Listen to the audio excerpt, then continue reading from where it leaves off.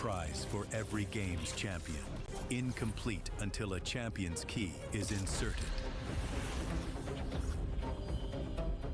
The champion's key frame is locked into the totem, a stone marker of legacy, etched with every EWC champion. The losing keys are crushed. The champion claims 3, a personal reminder of who they defeated. The rest are preserved beneath the totem in resin. Every fallen contender captured forever. Will you be remembered or forgotten beneath the totem? At EWC, nothing is granted. Everything is earned. Play is in our DNA. Whenever we let it out, it becomes our superpower. Now imagine an entire city being built to supercharge it. Kadir City, powered by play. Immortalizing your name is what Esports World Cup is all about. To be the best in your title, to be the best competitor in all of the world for the title that you're competing in. Now, boys, K-Top is looking to be exactly that. He has been out of this world and showcasing tremendous personality. I love the trash talk he's getting in the players' faces. A little bit respectfully, of course, but obviously, he's here to play. Definitely here to play, and I'm glad you said the best. Like my pops told me, to be the best, you gotta beat the best. K-Top is on his way to doing just that. Zhao Hai, Danielle Maza, as well as Mitsuhashi got second at EVO this year, all by the wayside because of K-Top. And ZJZ, a champion, in, like I said, in his own right, and one of the only players that has not lost a set. You have to look at what he's doing. Got revenge on Mitsuhashi. He broke the mask. Yesterday, he saw him put that mask back together as he got that big W. And look, the only Mr. Karate still out there fighting, and it says a lot about just how much he has put into his performance here this weekend alongside his brother. Now, of course, we saw him select Nemo as an opponent. Little bit of inside baseball here. There was an interview recorded with Ryan before Nemo and Shadow X played, and Shadow X was talking about, I know this matchup, I trained with Gumi, I know the Mr. Big matchup. Nemo didn't care about that. He said, you don't know my Mr. Big. You learn from him, he copies me. Well, guess what? That didn't work out for Nemo yesterday, and K-Top has the best Mr. Big training partner,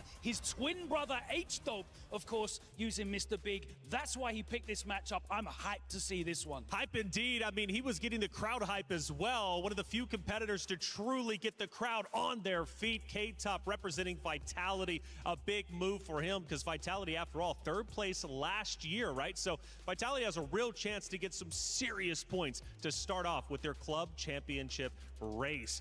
K-Top, obviously, he's got H-Dope, and H-Dope is going to be looking from the sidelines, supporting his twin. That was one of the big stories, right? The twins coming into the same competition in the same group. Ultimately, H-Dope does end up losing out a little bit earlier on, but I'm sure he's super proud of K-Top. Yeah, it was great to see the support, not just from his brother. We had Tassos there from the Greek community, Legacy of Kaiser, you know, really showing that the community is behind him as well. Maybe not for the character pick, but they're behind him in spirit anyway. It's going to be very exciting to see. K-Top is really overperforming as well. Coming into this event, he had the, I think it was 5th at EVO. By far and away his highest event at any major of the season. That's what got him here, and now he's in top 8 at EWC. It's an incredible breakout performance with K-Top. Well, the players are arriving to the venue, and luckily Reinhardt is on the scene to catch up to them, get some interviews in, and see where their mind's at heading into finals. It's finals day here at EWC. 投げ選手おはようございます。決勝の日なんですけれども、調子はいかがでしょうか。調子は悪くないと思います。はい。じゃあ今日頑張ってください。はい。He's feeling good. He said he's not feeling bad. Reynolds, how are you doing this morning, sir? I'm pretty tired. You must be tired. Crazy comeback yesterday. Yeah, thank you, thank you. Really nice stuff. All right. Everyone's got a few words this morning. Finals day, 決勝の日がやってまいりました。調子はいかがでしょうか。早く起きちゃいました。He woke up early. This man is ready. ありがとうございます。Good morning, good morning. 今日は調子はいかがでしょうか。バッチリです。頑張ってください。頑張ってください。Dark Angel, buenos días. How are you feeling about your match today? Estoy feliz de haber llegado a los playoffs y daremos lo mejor. Okay, he's going to do his best in the playoffs. Let's see how it all turns out. Good morning. How are you today? Good. Good? Maybe. Very good? Very good. Maybe. Okay, maybe very good. We'll go with that. Thank you very much. 谢谢. Hello. Always smiling. Love this guy. How are you today? I'm fine. Fine? Okay, fine is good. We can work with fine. I wish you the best of luck. Good luck today. Okay. And last but not least is Mr. K-Top. How are you doing today, sir? I'm doing very well. Yes? Yes, of course. Finals day. The time has come. Time to write your history. What's going to happen? I'm really confident that I don't know exactly what will happen because at this level everyone is capable of winning. All I can say is that I came here to fight. That sounds like a very, very solid plan. Wish you the best of luck. Thank you. Everyone's here to fight at the EWC Finals Day for Fatal Fury City of the Wolves. Reinhard, thank you so much. The players arriving to the venue, getting in. Some of them tired, but I'm sure they're going to be wide awake once they take that stage. How could you not with the adrenaline pumping through your veins? And speaking of adrenaline, man, Dark Angel's been out of this world. Representing Na'Vi, we talk a lot about vitality, but Na'Vi also another great org that should at least have some great points going into the club championship. Yeah, of course. I mean, historically in esports, Na'Vi is such a important, iconic, foundational organization, and Dark Angel returning again, representing Na'Vi this season. Of course, he managed third place. He's the only returning player, as you said earlier, in this top 8 that we saw last year from the Esports World Cup. And he's really earned it, man. After that first match against Peter, he ran the karate gauntlet. He was breaking nose-off masks left, right, and center, forcing people to go back to their mains, telling them that that mask is not the way. Incredible stuff from him, but he's going to go up against Reynald, and that one's going to be super high. Yeah, so talk to me about his character selection, because from what I'm hearing, he loves to punish his opponents. Bro, this guy has done such an amazing job getting big counter hits. These wild counters lead to big damage. Sick. These wild punishes sending a lot of his opponents to the other side of the screen and ultimately killing them for the most part. Terry does major damage. Obviously, we see karate, but Terry's one of these characters that can dish it out just like he can take it. And the fact is, he's not only the Dark Angel, he could be a Dark Horse, even though he's also one of those players that showed up last year in the top 8. So you can get wild punishes 2 different ways, right? You can play neutral and outspace them and get the whiff punishes that way. But we saw a couple of examples of great counterplay where he was running underneath the Demon Fit from Andy, and he had a great answer to the Drago Supremo, which has been really causing trouble for everyone. That's been the talking point of the Mr. Karate play in this week, showing an amazing counterplay. Will he have that counterplay for Reynolds Krauser? That's the big question. 50 wild punishers, which I'm hearing, I believe, is one of the top amounts of wild punishers that we've seen so far, right? Dark Angel is serious. But representing not only Na'Vi, but also a great region, Mexico, right? And when we think about Mexico, what does that region mean, Steve, to the fighting game scene? I feel like, once again, I like to say that the KOF, the Fatal Fury franchise, is just like the football of the fighting game community. Every region has football. The football. Not your football. The football. Not my football. Not the pigskin. Our football. You guys' football. Play nice. All over the world, they have such one of the most ingrained, dedicated, and legacy scenes. And that's why it's amazing to have those players from that region come here for EWC, once again representing. And it's just, I love to see them have a spotlight. Sure. Mitsuhashi is also going to be one of those players looking to have that spotlight. Let's give him a little bit. Let's learn about his mental fortitude with Allianz.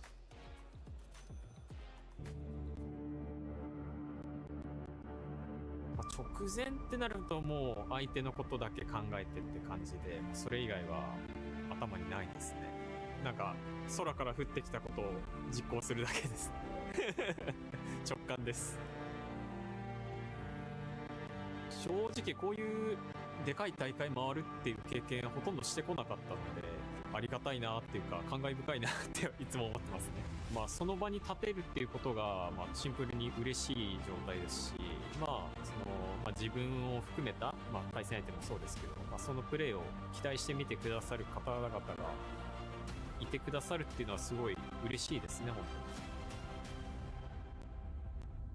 当に。見せますので、ぜひ皆さん応援の方よろしくお願いします。やってやるぜ。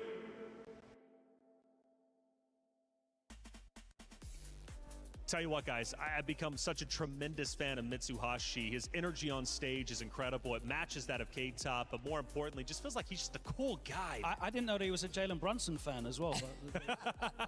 Well, Mitsuhashi's got a big matchup. It's going to be Naiwong to start off. Now, Mitsuhashi has been playing out of his mind. He's been playing incredibly well, and obviously, we want a K-Top Mitsuhashi Grand Finals. At least speaking for myself, right? Because I think it would bring the biggest energy.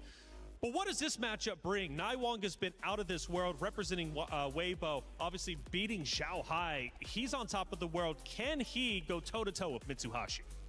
So Mitsuhashi has a fantastic record against him. He beat him 3-2 in the SWC.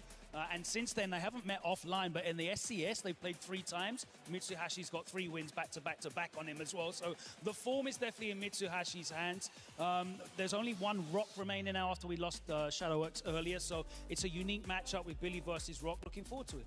Looking forward to it indeed. That's going to be coming up. We're going to dig a little bit deeper into that matchup, but we also have 3 other matches to take place today before obviously we get into semis and then ultimately the grand finals to crown a champion and see who earns $250,000. Lagia, ZJZ. Great matchup. Again, we talked about them earlier, but talk to me about Dark Angel and Reynald because, man, Reynald is also looking really good. Is he at the status of Lagia? Because Lagia against ZJZ, I'm curious if Lagia truly has what it takes to be a champ because he was at the top of the food chain in the conversation and research that we had in the beginning. Well, the thing about Lagia is, like we've talked to him before, he says, look, man, I got $1 million. I don't have to come out the house anymore. And that's after taxes. And that's after taxes. So, of course, he doesn't have any reason to come out, but I feel like that's the difference maker, how hungry you are. It doesn't take away from his skill at all, but it does mean that there's a lot of players out here that are hungry for that spot just the same. He's definitely still got that hunger. He came out for Evo, True. so when he is the prize fighter, right? When the big titles are on the line, he's not playing for the money, as you said. He wants the titles. He is definitely in the hot seat for this EWC Fatal Fury title. And naturally, being undefeated right now, at least, not losing a set is a big boon going towards his way. Clearly, Lagia, serious competitor, but ZJZ as well. You know, I know he took a couple of stumbles, right? We saw that a little bit, but I was also told that he could very well be a champion. I mean, after all, everyone can be here. Now, K-Top, Nemo.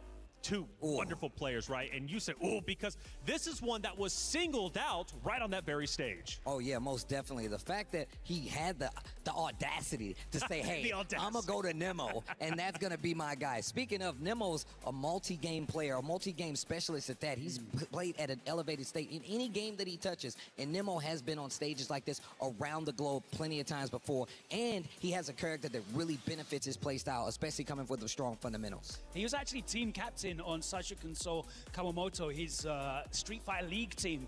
This season, he said, I'm putting that to the sides. I'm giving up my captaincy. I am dedicating everything to Fatal Fury City of the Wolves. And he's definitely shown that. He looked really, really strong in qualifying, made it through into this Final 8. Now they're back-to-back history. They've been traveling on the EWC qualifiers. Both DreamHacks, Birmingham and Atlanta, they went back and forth. So anything could happen in this matchup. It's all up in the air. That's right. Well, it's time for the competitors to take that very stage to be one step closer to potentially being a champion. Competitors, let's get out there. Ladies and gentlemen, it is finals day here at the Allianz Vault Arena at the Esports World Cup. We started out with the 32 best Fatal Fury players in the world, and we are down to our top 8. Damascus is going to be amazing. It's going to be incredible from 32 to 8. Plenty of keys were crushed, but couple dreams stay alive today. 8 players, and today, the best of today is we crown a new champion, Rob.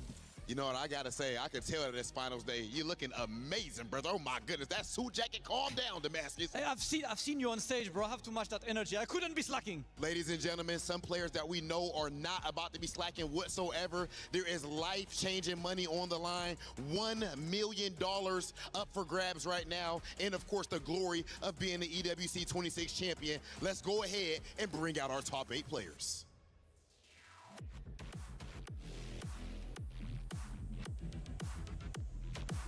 Lagia!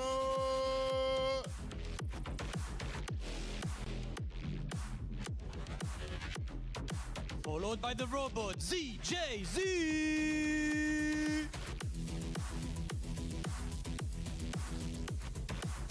Weibo Gaming's Naiwong! And the Mr. Karate Killer, Mitsuhashi! the pride of Mexico, Dark Angel. And the hope of USA, Reno. The Legend Slayer, K-Top. And all the way from Japan, the legend, Nemo. Ladies and gentlemen, these 8 players represent the best of the best, the creme de la creme in the world of Fatal Fury, City of the Wolves. And right now, they are fighting for glory and to change their lives with $1 million up for grabs. Let's get things started and send things over to the studio. Thank you very much, Hollywood Rob. Damascus looking great out there. And Rob, I agree. Damascus, that jacket, come on. I didn't even see it in the green room. Seen it out there on the stage sparkling, man. He's ready for grand finals for sure. Boys, first matchup of the day. Naiwang, Mitsuhashi about to go down. It's going to be a bloodbath. And let's not forget, Steve, it's no longer double elimination. You lose, you're out. You're going home early. And look, that's a little different from the format that we're used to in regular fighting game tournaments. But this isn't a regular fighting game tournament. This is EWC 2026, baby. So you got to put it all on the line. And obviously, these guys have been on the stage before. But it's a little bit nerve-wracking, a little bit more nerve-wracking knowing that you only get one set to win. Only one life, right? That you got to protect it, protect your key. That's your heart after all. You want to put it onto the totem wall. You got to win this entire thing. Both these guys getting ready and set up. Naiwang, Mitsuhashi, Weibo Gaming, VP, 2 great orgs. Yeah, absolutely, and they both came here, you know, looking for success in the club championship. Of course, we lost Punko, who was also representing Weibo Gaming. Both of these players are the last. You lose early on, there's no lower bracket to try and get those points back. That's it, you're out, you're out. This first to 5 format is going to be brutal. That's it. Steve, character-wise, what are we expecting between these 2 giants that are about to compete against each other, obviously?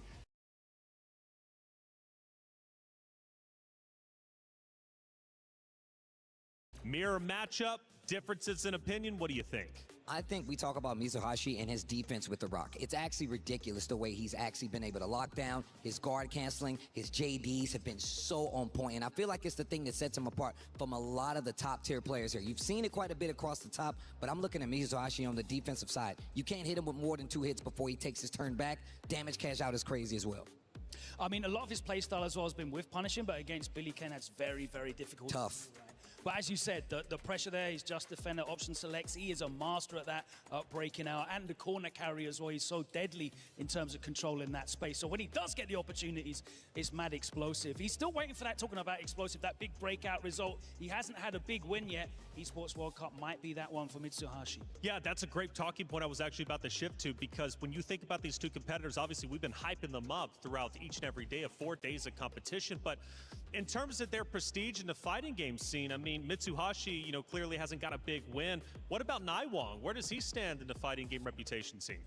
Yeah, I mean, Naiwang has, of course, he qualified through the Saudi E-League, so he has traveled. I think he was also SCS Guangzhou in China, so he's definitely representing online and in his local events. We haven't seen him pop off at major offline events. Mitsuhashi coming off the back of a 2nd place, though, at EVO, which is always impressive for players traveling from Asia, specifically Japan. The time difference is enormous. True. It's so difficult to compete under those conditions between Asia and Las Vegas. So that's always impressive to me. He's not going to be worn down by the environment here. They've had the time to adjust as well to the time zone. They're going to be playing their absolute best, and I'm looking forward to it. And that's why I brought that up. A regular fighting game tournament, you get the 2 out of 3, you get to come here. This is a little bit different. And on top of that, that team aspect, you're thinking about your orgs on the back end as well. That is not going to be an easy feat to climb, especially considering they know exactly what's on the line. Obviously, there's a lot of pride on the line as well. City of the Wolves still a relatively new game, if you ask me. They're trying to get the lead in that as well as going into the season for SWC. Now, the interesting thing is he did have to play Shadow X, right? So he's played the Billy Rock match already. Yes. Is there going to be data there for Mitsuhashi to look at and try and see how Naiwang approaches this matchup? Or is it going to work against him? He has a different play style. How do you think that's going to work out? Because that's a fascinating one. 3-0 that doesn't give a lot of middle information. It's a very dominant win. The thing is about that is that you're looking at two very strong players, two characters, right? You look at Rock, you look at Billy. Both of them got kind of adjusted just a little bit going into the season, but it didn't stop just how strong they were. Now, Billy has definitely been the more prominent. Rock kind of taking the backseat when it comes to character picking, but that's what big mix-up that we need to look at. Who is going to be taking that lead? Well, let's find out who's taking that lead. The competitors are about to take that stage, compete against each other. It's single elimination. Hollywood, Rob, Damascus, let's get it started. Indeed, it is time, Taylor. We're all very excited to kick off that top 8. Rob, who do we got coming first? Damascus, this is absolutely insane. It is time for our first match, first of 5. Someone has to go home. Ladies and gentlemen, please welcome our first player, Nai Wong. All the way from China, representing Weibo Gaming, he took out one of the absolute favorites in the name of Shanghai, took out RB, took out the pride of Mexico, Shadow X, Nai Wong, stepping on the stage for that top 8. Nai Wong, please join me here. Just a quick question before your match. You've already defeated Shanghai, a legend, defeated Shadow X, and more. With these big victories, how confident are you going into this top 8? 奶王，你在小组赛当中已经击败了 Shadow， 也击败了夺冠热门小孩。那你现在有这些胜利在你的，你获得这些胜利之后，现在已经进了8强，你有多少信心能走得更远，并且能获胜，能夺冠呢？信心还是比较足的，已经走到这一步了。不管输赢怎么样，我希望把我全部的实力发挥出来，即使输了也不要带着遗憾回家。 I'm feeling pretty confident, but honestly, I'm already in the top 8. I'm pretty happy as it is. Win or lose, I'm going to do my absolute best. I'm not going to walk off this stage with any regrets left behind. Let's go. Oh, I love that answer. Now Wong, ready, already playing with house money. Yeah, exactly. That's what I want to see. You know, fighting wars, Nai Wong ready, but of course he's got a huge client coming up next, representing Virtus Pro. Make some noise for Mitsuhashi. Mitsuhashi, the one and only, representing Team Virtus Pro, fighting out of Japan, the land of fighting game, godhood. So far, he has been the definition, the model of consistency. Mitsuhashi, recently, of course, Evo Las Vegas, we saw him in grand finals of the event, and so far at EWC, he has been an absolute buzzsaw. Now, going up against Nai Wong, is it possible that he has finally met his match, or will Mitsuhashi continue on the same path of destruction that we've seen thus far? Absolutely. Mitsuhashi coming up on the stage. Mitsuhashi, you've had a great weekend, a great performance. You lost yesterday, but brought it back. Now, how ready are you for today's top 8? ここまでいらっしゃいました。昨日はちょっと残念な結果になったかと思うんですけれども、本日のこの舞台まで到達された今のお気持ち、そしてどのくらい準備万端でいらっしゃいますか？そうですね、準備というものはね、今まで半年以上あったんで、それまでの全てをこの日のために使ってきてやっても過言ではないと思うので、全力全開を出してね、完全燃焼していきたいと思います。Well, in terms of preparation, I spent all my energy and time in the last 6 months in this. So I would like to give everything, all of it, to this stage, and then I would be burnt out by the end of this match. And of course, that's exactly what it means, Rob. The culmination of multiple months, years of training. Rob, I believe we only have one more thing to do. This is the definition of blood, sweat, and tears and excellence. Mitsuhashi, please meet us right here. Nai Wong, right here. We need to face off. We're going to go ahead and step back. Ladies and gentlemen, it is about that time for our first match of our top 8. Someone has to go home. Who is it going to be? Let's go ahead and send things over to our commentators.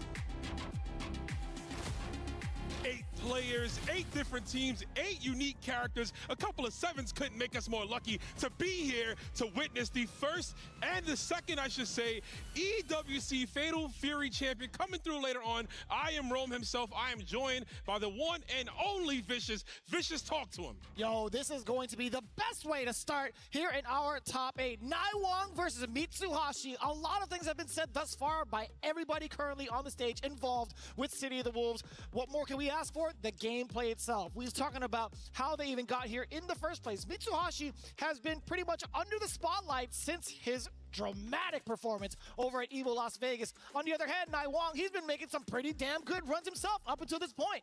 I would agree with you, and I think the tie that tethers both these players together is the common denominator, Xiaohai. One man lost to Xiaohai last weekend at Evolution. The other man defeated him here today, and of course, Mitsuhashi stands in between another Billy Kane beatdown. Will he be able to do it here? He's got 5 games to make it happen. That's going to be the biggest question, right? It's a huge change-up when it comes to the previous phases up until this point. A reminder at home, first to 5, it is single elimination territory. This is do or die time. Do or die, it's now or never. Like the song says, I want to know which one of these players is going to come in hot. Obviously, we saw Naiwang kind of cruising on through, a player that I think everyone here hasn't forgotten about. But, you know, everyone's so hyper-focused on the K-Tops and the Mitsuhashis and, of course, the Reynolds and all the players we'll see later on. But Naiwang just as well may sleep through, cruise on through, and capture that bag. That's right. You know, with multiple chances to kind of get a refresh start into each group that you get into, right? I was going to say, the fact that he was able to eliminate Xiaohai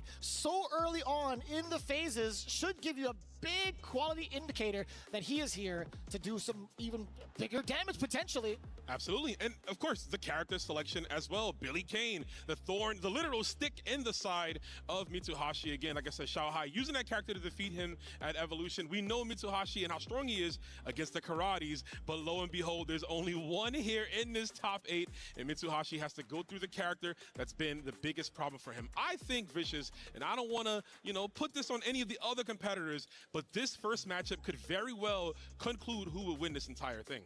You know what? I'm not going to be shying away from that. I think I'm going to be pretty much on the same boat. I feel like going into a lot of these matchups, we're starting to see a lot of the Season 1 prowess still take hold and really kind of reaffirm themselves amongst the rest of the roster. I mean, we've talked about it pretty much all week, how often we've seen a Mr. Karate be like the prospect going into the top 8. In fact, we even had our own predictions of how many Mr. Karates were going to show up. Obviously, I was trolling a little bit, but there was a little bit of truth to it. I said there was going to be 8. Yeah, I mean, and rightfully so. Look how many were in group stage. Look how many were in the LCQ, right?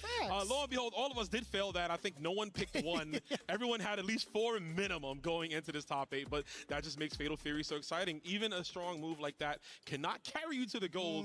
But one thing here, these players will be getting their characters to carry them to the top of the totem pole, crushing the other keys, and of course winning that trophy that you see right before you. I think it was Hell Pockets that had tweeted it out earlier. I don't know if it was this morning or if it was last night, but he's like, man, all these Mr. Karates are forcing everybody to get good. You know yes, I like that. Yeah, for sure. Absolutely. You're so focused on that one character, right, that it forces you to up your game. And clearly it worked out. Players like Dark Angel, which we'll see later, opted to not put the mask on to keep running with Terry. So we're going to see Mitsuhashi here if he's going to be ready for this matchup. Again, we talked about it, him losing to Xiaohai and Evolution last weekend off the bracket reset. It was 3-2, then it was 3-1. Right. But Naiwang, the man who taught Xiaohai everything, bro. He said, I taught you everything, but not how to win with my character and my style. Wild. So we're going to see if he's going to come out hot and ready for the one and only Mitsuhashi as we get going. Man, I've heard of saving it for nationals, but this is the world scale. That is actually so godlike to even hear that story, but it's going to be even bigger story as we get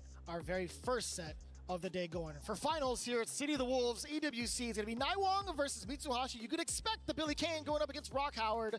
What are your thoughts initially on the matchup itself, outside of the player's perspective, the way they've been piloting it? I just want to talk about the characters on paper. Absolutely. I think this always comes down to screen control, right? Both characters have a great way of doing it. Billy, a little more obvious with the range on his heavy normals. Rock likes to use those air fireballs just to contain his opponent, slow him down. Obviously, when he gets to close the distance, he has a plethora of mix-up options he can go for here. The frame traps are also extremely strong. I think it's going to come down to, of course, the guard cancels. We have to put emphasis just how strong the system mechanics are. They're able to pretty much just trounce your opponent at any moving step, right? The minute they get offense going, you could take that away from them immediately and go for some mix-ups here. I do think it depends on who's going to come out hot, of course. Naiwang, though, if he can slow things down and really just kind of gap Mitsuhashi, keeping him full range to not get anything started, especially with EX elbow, if he has checks for that, maybe high dodge and neutral. It's definitely going to come down to that, possibly. Yeah, there's a lot of different ways also to kind of stagger your pressure to force a little bit of errors or even go into like a string into a heavier special move to kind of bait out the JD timing. That's going to be my biggest concern going into it. Once Billy Kane gets knocked down, then you're relying on the mechanics, whereas the opposite end, Rock actually has a reversal that he could be dangerous with. Absolutely, yeah. Reversal, he's got a counter. I mean, he's on the front cover of the game. He's got it all, right? And we're going to see right now which one is going to have it all because this is first to 5, single elimination. Yo, this format is so barbaric. Probably the best word to say it, Dan. Already starting off pretty strong. We got the counter hit. There's going to be a lot of carry on this bad boy as well. But Naiwang wants to stay within this range, or so I thought. He triple dashed in. Yeah, interesting enough there. I think that fireball might have been looking for a guard cancel fireball to get the counter hit, of course. But Mitsuhashi going to use that run, try to close the distance. There's the neutral jump D. Naiwang, though, maintain it. And the stagger, you talked about it already. Staggering the record string to throw off the guard cancel. He knows how proficient Mitsuhashi is at those. And we saw the other thing as well. The other fact that you pointed out, trying to use the air fireballs to gain control. Naiwang, very suspicious of it. Man, what a wild punish with the far D. Yeah, you're always in range for that far D, I feel, from Rock Howard, man. He's going to stick it out the minute you mistime your gap. A nice hit confirm. We get the 2As to the 5As all the way to the corner. Again, we talk about some of the timings you could have with the JD, trying to anticipate some of your normals, but the slight hezzy coming in with the double tap A's, being able to catch Mitsuhashi sleeping. Ooh, throwing out that rear 6A, not a normal you see too often from Billy. He's got that in the 6B, which goes over. Nice 2C. Max range, he was definitely trying to cack. He caught his far C as well from Rock, looking for far D, but man, the damage. Billy Kane's got those in spades. We're going to get the super confirm as well. Takes it to the corner. This is going to get real rough, Vicious. Yeah, I mean, we talked about it in the pregame interview. You can't really stop a man who's feeling pretty good about just being in top 8. Like, he's playing freely. He's feeling himself. He's vibing out just being here by default. So that just makes him even more dangerous. So level 1 coming in, ignition. Very good. He cut it short too, saving the rest of that rev meter just in case he needs it for right now. Possible guard cancel, goes for hard dodge. Yeah, this is looking like almost a perfect here. Mitsuhashi really gonna have to find a way to crack him open. I don't know if EX elbows the way. You see Naiwang priming himself forward, and he doesn't have to overextend. He's got a nice little health lead. Yeah, and he's also keeping a little bit of precaution, right? He doesn't want to overextend. Even within the mid-range, he's just tabbing on A. Waiting for him to close it out. There's the jump B. All right, Mitsuhashi is all the way in now. Oh, what you're reaching for, my guy. He said it's getting hot out of here, man. Go sit down. Go cool yourself off. Yeah, if you weren't going to be ready for any sort of like defensive maneuvers, I think you would have been chipped, right? It's just so scary to even try to avoid the chip damage on that super. Yeah, chip's an option, right? But thankfully, you do have rev guard, right? So you can obviously kind of nullify that. And honestly, that would have worked out for Mitsuhashi well. He would have been able to get a big punish. But going for the throw, not the case here. Naiwang with the trigger finger, and he gets him the first game. Of course, can't stress first to 5. I always get scared for some of the competitors, right? Like, I think about so many of the defensive options. It's like, yo, you still have that rev guard to avoid that chip entirely. Yeah, it's always there. It's always on the table, man. And this game's so mechanics dense, right? You have to know when to use everything at the right time, when you have access to it. We see them just to fin pings, just to keep our rev meter in the crack counter at the end. Bit of a flex. I see you. Unnecessary roughness. But you know what? Flexing is flexing. We like that. I wouldn't say it's unnecessary. He definitely needed to get the momentum back, but for... I mean, this very moment right now, Naiwang seems to be doing just fine and gaining it all back for himself. Yeah, he's at a low percentile, right? Basically having every tool at his disposal. Nice air fireball just to contain him. We want to use some of those. And a good trade in a sense for Mitsuhashi. He maintains the lead, but also stops the EX pole, excuse me. But now we have SPG territory coming in from Naiwang, right? Still on the offensive, a single, oh, hold on. We got rev it up for Mitsuhashi, enough damage, it sure is. That would have been a little bit scary if he found himself in an overheat without a successful opener. We've been there many a times, right? Seeing final SPG, just leaving the guts on the opponent, but that was pick soup perfect on the side of Mitsuhashi. Now an aggressive start for Naiwang. The neutral jumps being shown from Mitsuhashi now within this round. Trying to find that control, trying to find that opening, finds a counter hit, nothing too big just yet. Naiwang playing it patient, playing it cool. Yeah, gets him on a 2B. I do like the 2B on the side of Mitsuhashi, though. Too far to get that big confirm like you mentioned off of it, but good acknowledgement there. He will dash through, try to navigate through that far C, and he does. Wild punish off the jump B. That was perfect timing there. Nasty. Yeah, raining down upon him, and another bait. That's going to be good for Mitsuhashi. But look at the rev meter. He's not going to be able to overextend as much as he wants to, saving the bar for the next possible kill. Ooh, give me that. Yeah, even then, cutting it short, right? Guard canceling does reduce your damage, and he didn't want to spend a meter there. Oh, the reset. He caught him pressing mad buttons. Be pressing on, man. Not in my presence, says Nightwing, and he's just overloading his bar. Raging Storm right through off the guard cancel. Yo, Mitsuhashi, the defense on display, coming back with that clap back. Brother, my wrist hurts just thinking about the input. Tell me about it. My man was flexing too. As soon as he hit that super, he put his hand up in the air. He's like, yeah, that was pretty beast. I know. Yeah, man. Stylish as can be. You love to see it. Mitsuhashi fighting back here. It is 1-1. I feel like this set's going to go the distance very much so between these two players. As it should. We want more games, especially in this format. Single elimination.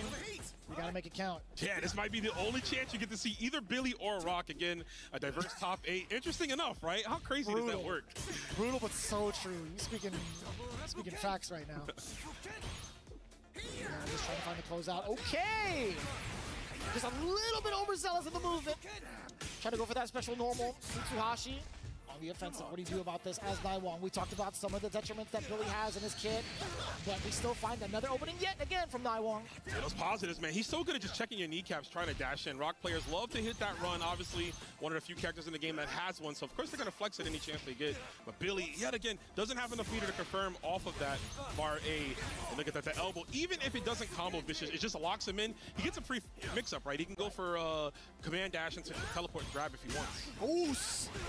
Again, Captain of Normal. That was a counter hit clean with the conversion. Nice and easy. Spinning that initiation yet again. Naiwang. It's been so back and forth between the two. Round 2. Yes, sir. Round 2. Let's see how it starts out here. Mitsuhashi loaded with every bar in the world here. Got to get some damage on the board. Right now, gonna opt to just defend every single one of those dash attacks.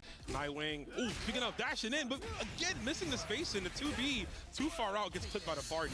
A lot of consistency coming in from Mitsuhashi, right? Sniffing out some of these whiffed normals, getting that far D for that opener, but it's always Naiwang who seems to find a quick response afterwards, even just quick off a wake-up. Yeah, try to get him to, dash in, right, to get the wake-up recovery roll on the other side to get the corner. Mitsuhashi opted for the neutral jump. Always good to know which option you want to represent on wake-up there. But speaking of representing, the dash under crouching heavy attack, beautifully done from Nightwing, catching the landing frames. Yeah, he's been doing that so consistently throughout the entire tournament. The neutral jump does pay off on the side of Mitsuhashi, paying him back in tenfold. We do have the hidden gear if need be, which will happen just to secure the round. Totally understandable. Yeah, and I hope it does secure the round. I'm always a little scared with some of these, right? I feel like that's enough, but you never. No, it's not enough. Of course it's not. And you know why I think it wasn't enough? DP breaks actually scale your combo. He did two back-to-back. That's why I was like, do we just do the one DP break and go into hidden gear immediately? I don't think we needed the extra EX one, but regardless, Mitsuhashi closes it out. Yeah, that's why we've seen the trend so far. Just going into level 1, right? You're securing deep damage, but to set you up even further for the checkmate with that hard knockdown majority of the time, right? That was sick. Yeah, I know what you want, man. You're not going to get away with that first one now. Nightwing cannot escape the clutches of Mitsuhashi. Another throw. He is setting him up. Love me. There's a block on the rev blow. Yeah, maybe conditioning for a command grab in the future, right? Absolutely. And set number 10, right? Because we got so many to come here. This is the rev blow punish. Oh. And I like him tempting with the couple of lights right on the block string because of the fact that the rev blow is available. Speaking of which, Mitsuhashi with a clean whiff punish. Yeah, that was super questionable there, and he's going to die for it possibly. Not over just yet. In overheat, no extra meter. Pixel of life. Nightwing going to have to fight. Oh, yeah, the pushback on the rev guard enables the throw to whiff. I was going to say that's almost a foregone conclusion right there, right? You can't defend anything. You have no super meter. Any next hit will kill. He could have just traded with anything, right? Or any fireball. So it's really hard to make that comeback. Trying to find those adjustments. Naiwang taking a little bit of a breather. Mitsuhashi now gaining lead within the set, 2-1. A big jump in the start, a little bit too early to convert. Ooh, quite impressive right there. The spaced out close B somehow, even with the proximity on it, he was able to get the whiff punish. And now Nightwing's on the back foot. Mitsuhashi checking him on his approaches. Yeah, that air-to-air, pretty precise. Being able to catch him first. Oh man, trying to play that mid-range game does leave you vulnerable if it whiffs, right? The recovery on that far C is what opens him up. Naiwang in the corner yet again. Mitsuhashi trying to come in with the opener above. One. That was actually so clean and baiting out the movement. Yeah, nicely done. That extended hitbox on the DP break from Rock. Finally, Naiwang gets a hit right here. Tries to go for another rev blow on Wake Up. He's got to watch those rev blows. I'm telling you, he's not getting punished now. But Mitsuhashi definitely saving it for Nationals, as they say. Rev blow just to put him into overheat and to go over. Wait a minute, Vicious. Don't leave yourself exposed. Don't put a gap. Ooh, the crack counter yet again. Even Mitsuhashi's face was like, oh, okay, that worked. I didn't think it was, but we got another option and nicely going for it, of course. Love those counters, man. Yeah, counters are the ultimate option, even when dealing with rev blows too. They're such potent tools in character's disposal. Yeah, you never really get to like think about it too often, right? If somebody's trying to lay down frame traps or trying to go for like a guard break scenario, like right before, this sequence right before, it's kind of tough. Catching the frames again, landing frames again, excuse me. They told me that 2B was nerfed, man. I don't know about that one. You know, you can't believe what they say, man. Yeah, patch Shadow Notes, man, they be lying. Patch Notes be lying. But right now, we getting patched up off that super confirm, my man. Oos. Was that a movement? Was that a, sorry, a dash that he caught? Yes. Huh. But I'm backing out. Oh, the hit confirm again. Nice counter hit from Mitsuhashi, recognizing the pattern. And very nice from Nightwing. The DP break. Cute stuff. He gets the OTG with the crouch and heavy kick. Tell me Always that's funny like to not see. one of the coolest like OTGs, right? You get the side switch and you get to finish it off afterwards. Pretty sick. Yeah, it is. Not bad at all. Speaking of sick, man, the high-low right there caught him with a diversionary tactic. What a bust out. That's like the second time we had seen that so far from the side of Mitsuhashi. Another, man, the consistency coming in from Naiwa off of these lights. Yeah, Billy Kane just enables that far-reaching approach right there. Even as spaced out as he was, he's able to still get two normals into the super. Naiwang, spatial awareness is on another level. I always find it pretty amazing when people kind of react to any sort of jump overs, going for the dash under, getting the recovery frames. That's so impressive to see. Yeah. With how fast-paced this game is, especially. It's such a like SNK tradition, right? KOF, it was more exaggerated, but in this game, it's just as potent when you can get under there, and it's a big damage. You see the pressure right now. Mitsuhashi veering up the offense. We're talking about throwing up just defend timings here. He is throwing everything at him, including the kitchen sink and some air fireballs for his troubles. Damn, son. So much control being shown. Mitsuhashi catching Naiwang. Getting it all with the Raging Storm.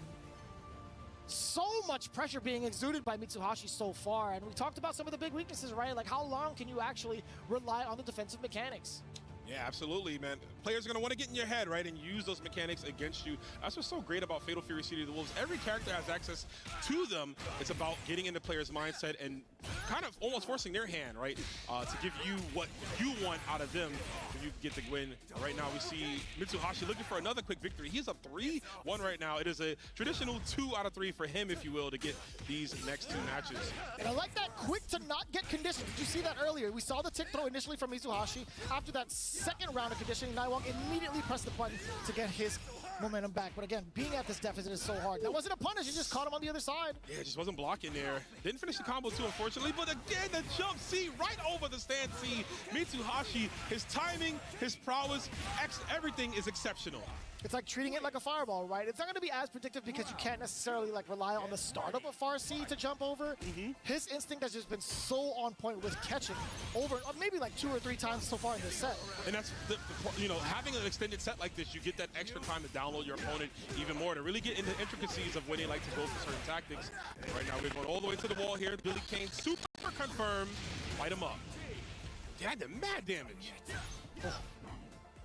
Trying to catch a movement as Naiwang. Mitsuhashi playing it pretty patient, right? Doesn't want to be susceptible to any neutral jumps that are going to get caught in a frame trap from the dashes.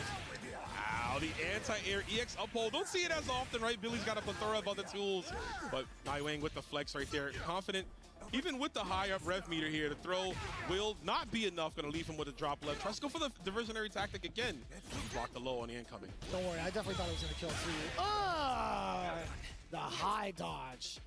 Right around the rev blow.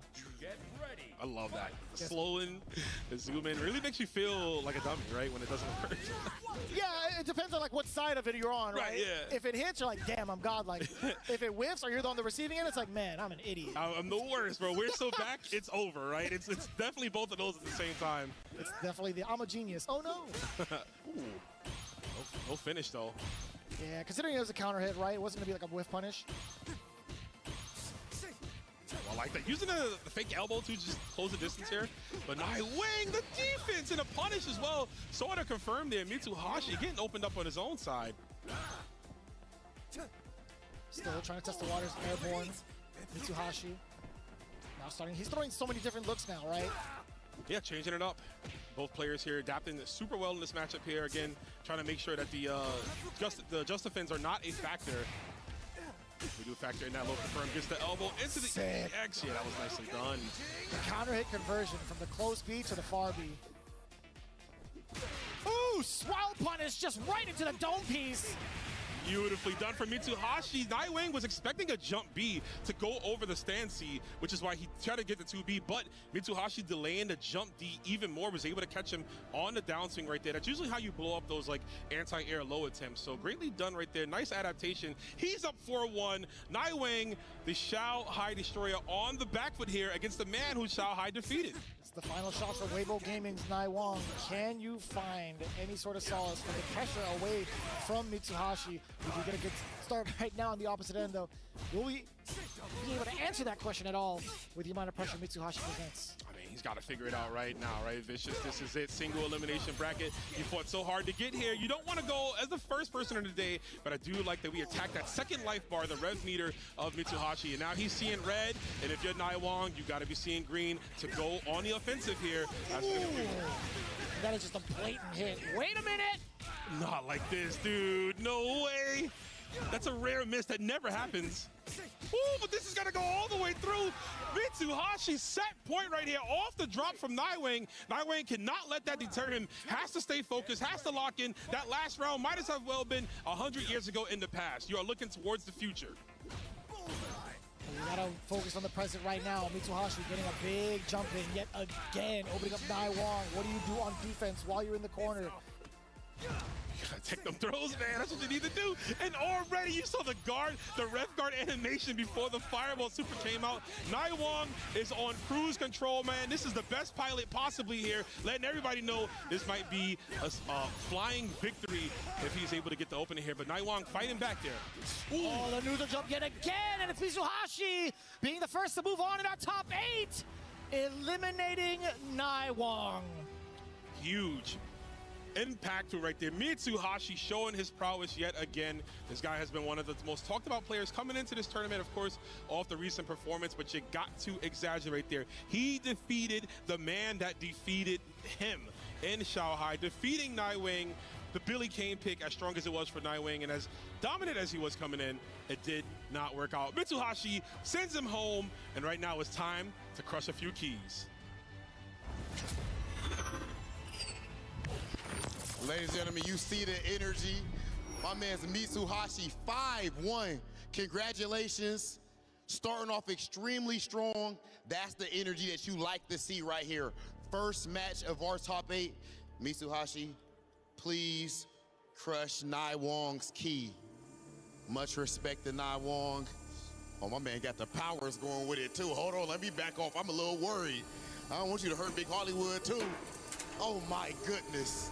Ladies and gentlemen, our first match is officially done here in the top 8 of the Esports World Cup. You see the type of energy, the emotion on this face. Let's go ahead and send things over to our highlight package.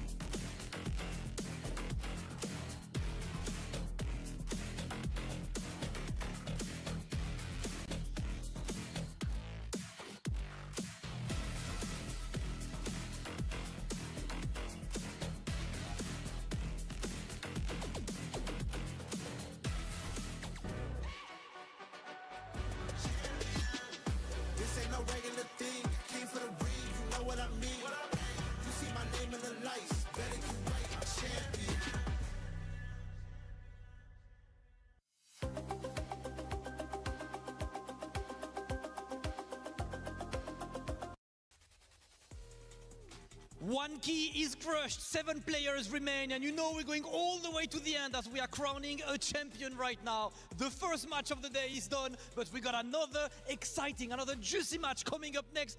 Listen, Rob, I think there is a Titan coming up the stage right now. Man, speaking of Titans, how insane was that first match? Mitsuhashi with the 5-1 to start things out. Going to be extremely tough to stop. That's it, ladies and gentlemen. Let's please keep the ball rolling. Please welcome to the stage, Lagia! The SWC World Champion himself, representing Team Reject, undefeated for the entire weekend. Sent out Chao Shai, H-Dope, Reynald, and VX Bao on his way here to that top 8 of Esports World Cup. He got the SWC title, and he's looking for his Esports World Cup title now. Lagia, I already feel the aura with you just standing next to me right now. Of course, you are the reigning SWC champion. You literally won $1.5 million. You are used to pressure. So how much do you think that that will help you in this top 8 right now? Do you have any nerves?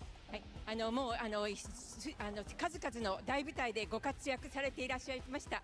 たくさんの賞金も獲得していらっしゃっています。$150万の商品も獲得していらっしゃいます。ということはもうプレッシャーも感じないのではないかと思いますけれども、いかがでしょうか。プレッシャーはめちゃくちゃあります。言うてEWC の優勝ももちろん目指してやってきていたんで、これももう大きな2つの大きな目標のうちの1つなんで、これに目指してやっぱりトップ8にも来たんで、もう緊張はしてますけど、全力で出せるように頑張りたいです。Well, of course, I'm very, very nervous. One of my ambitions and goals was to conquer EWC, to be the champions as well. So I was all preparing for this. So of course I'm nervous, but I'll give everything to this. Absolutely love that answer, Damascus. The SWC champ trying to add EWC, the creme de la creme, to the trophy case. Hey, if you can get the double, there isn't more credentials than this. You know, Lagia looking for this, and his opponent is an opponent he picked himself, as he has been undefeated for the entire weekend. He got the luxury to pick between two. Up next, facing Lagia, make some noise for ZJZ! Ladies and gentlemen, ZJZ. One of the greatest players in the world, multi-fighting game specialist, Evo champion. This is a fighting game genius in every sense of the word, and of course, representing Team T1. ZJZ, I just have one simple question. Let's wait for our translator to join the stage, of course. ZJZ, ready for Lagia? Maybe. Just a maybe. Just a maybe. Listen, Rob, he said maybe, but I know what we're ready for. Definitely, ladies and gentlemen, please, Lagia, ZJZ, meet us right here, center stage for a face-off. We need to see that energy. It is about that time. Two Titans are about to face off for glory. And of course, we are viewing entertainment. $1 million on the line in this top 8. Let's go ahead and get things started. Send things over to our commentators. Listen, as serious as it gets, it's all love at the end of the day. You can see the smiles on their faces, they get ready for it. But now we got to bring it back to the realest moment ever, getting even closer to our championship seat here at EWC City of the Wolves. I'm joined by El Cole to bring all the action between Lagia and ZJZ. Oh, I am feeling so lucky right now, Vicious, because this is, as they are saying, a match against champions Titans, fighting each other, and I cannot wait for what's going on. Of course, Lagia, known as the Millionaire, no other than the anime final boss who rises up his glasses like all of those cool characters here performing for us. It's funny because he has a little bit of like protagonist energy, considering the SWC champ, but it's also like a shade of antagonist, right? He is like the perfect hybrid. I think the glasses just kind of like exaggerated like a little bit more, all right? The time, like he is that guy, but of course in front of him, the double Evo champion, ZJZ. Man, this guy has been dismantling so many players from all over the world, not only in this game, but of course in all of the SNK ecosystem. So I am just willing so much to see this, and of course, it's not only for the prize, it's not only for the money, but the team's vicious. Like, he is representing maybe the team that everybody considers the elite, the upper echelon of esports, T1, and the only one in our ecosystem supported by them. So he has a lot of weight on his back. I am just so excited to see this. Yeah, on the opposite end, Team Reject making a very bold statement, especially in the realm of FGC. They're here to bring up their points going into the club championships. One thing to note, when you're taking a look at the overall record coming into this very spot, right? They talked about Lagia being undefeated in his route. In comparison, you have ZJZ, who's played a lot more games by statistics, right? Being sent into the loser spot from certain areas and also eliminating, being the one that has been consistently crushing keys thus far. I feel like it might just be evenly matched. One of the things I'm looking forward to, obviously, Gato has been like the prime breadwinner for a lot of these players, specifically including Lagia. Now, ZJZ, he's shown that off as well within his lower bracket run, but it's been primarily Preacha. Do you think his current knowledge of playing Gato is going to be something that helps him excel over Lagia, or will it be something that's kind of out the window because of the way that Lagia is so consistent, the way he plays, etc., how he approaches each matchup? Look, I'm gonna be completely honest with you. Preacha was one of the main characters before Mr. Karate, and he was dominating in certain fashion the Gato ecosystem, right? So I do believe that he is ready to face any Gato, but the question is if he's ready for the one of the SNK World Champion Lagia, because this man, every time he touches a character, he brings the pristine precision that it's needed to be on the upper echelon over there at the top. But here we go. Words means nothing, Vicious. Only buttons and punches are the ones that make the points. That's what we're here for. Game one, Lagia versus ZJZ. Trying to test out the waters a little bit. Trying to check. Oh my God, with the fireballs is what I was saying. But ZJZ extending those limbs. Lagia with a big Farsi punish. That was incredible. And then the read from the rollout out of the stage. ZJZ will stay over there at the right side as the punish is on. We're gonna finish it with the stairway to heaven. No, you are still going to stay there, completely locked down. Look at this Vicious. Rising Dragon, not enough to kill. Throw will do it as well, though. Anything, a touch, poking the eyes. No, no, no. There you go, Vicious. First blood is for Lagia. Yeah, I think he's been doing a really great job of kind of staggering this pressure and also not being too overzealous with the tech chasing, right? He's been taking a lot of these spaces just to kind of wait and see where ZJZ would end up on defense, right? Oh, finally gets the approach. Lagia was not ready this time, and we are going to see the full disclosure damage from Preacha, but immediately the rollout, and CSC was unable to be ready. Right now, the roles have changed. CJC is receiving heavy punishment, and we haven't seen him being able to escape two full rounds. My dear Vicious, and he is unable to escape from this pressure. That tech chase made it so ambiguous. Sure, you have Rep Guard to kind of help you out there, but still not really expecting it. The command grab, also being able to build up a bar at the very end of it. Yep, pop him up, double time over. Let's get the Rising Dragon yet again to secure the first game already for the side of Lagia. 2 rounds straight. In commanding fashion, by the way. We haven't really seen ZJZ able to really take action off of a knockdown just yet. Only one offensive series immediately close by Lagia. Unable to confirm more than one hit. CJC, what's the change? What's the option? Because so far, Lagia's offensive has been immaculate, Vicious. Yeah, as soon as we secure that knockdown for the side of Lagia, it's been lights out thus far. And again, just within range. Okay! There you go, the Farsi. That's the option, that's the solution. We will see as we are going to watch no respect over here by Lagia. He knows that he is on the control of the match right now, so he's waking up with buttons. A little bit of a mistake.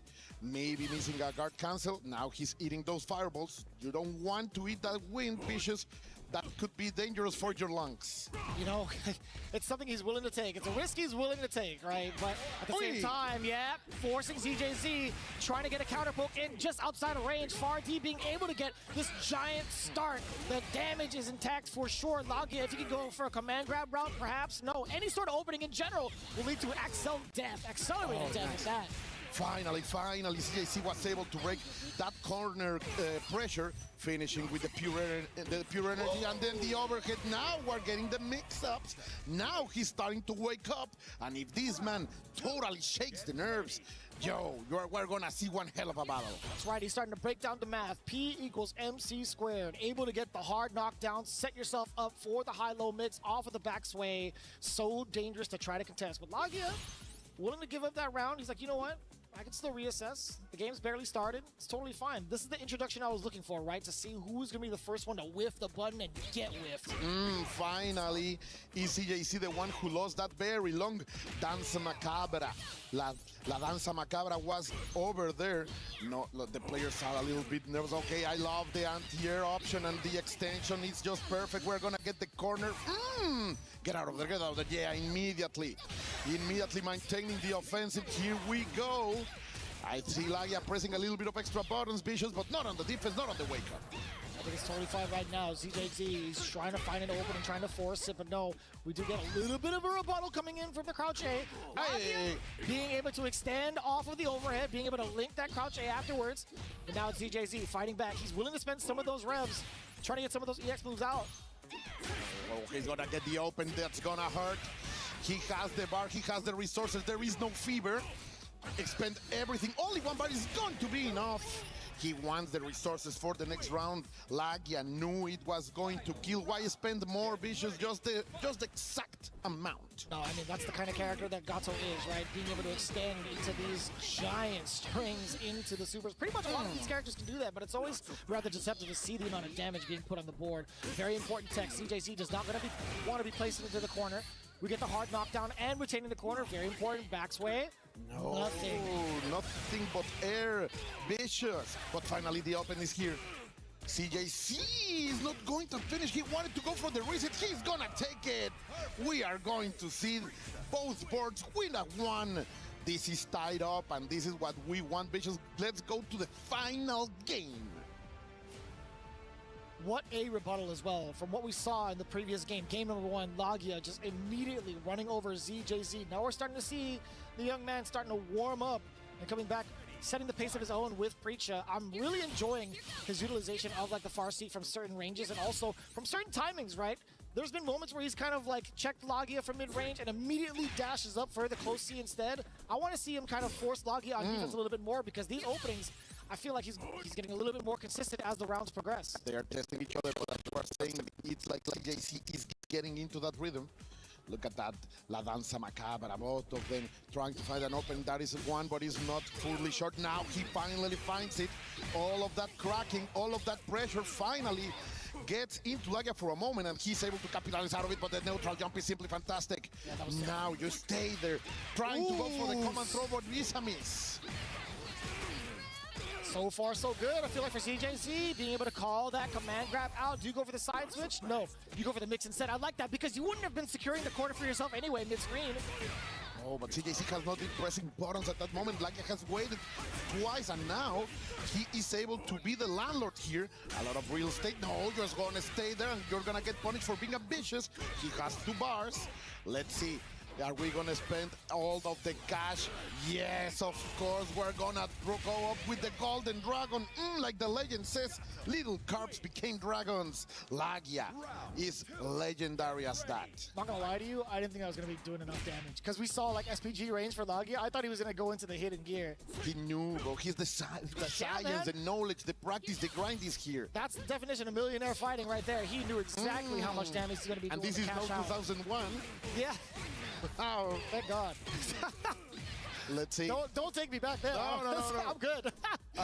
Are you willing to do some true love making? That's the question. As right now, CJC is delivering all of that.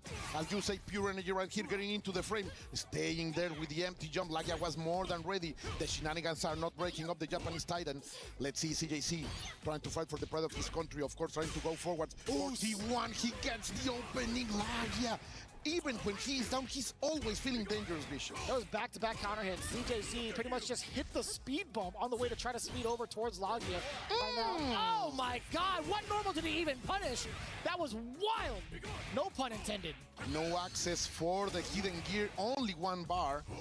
This time he knew that was not going to kill. That's the secret, that's the stuff. Double overhead into kill. Lagya is looking fine. That was kind of nasty. What a rebuttal. That was mad quick as well. And I have to say something, because even if CJC won that last game, all the time Lagya is the one that feels more dangerous. Like, he's always in control. Yes, CJC is finding those openings, but it's only Lagya, the one who is consistently maintaining control.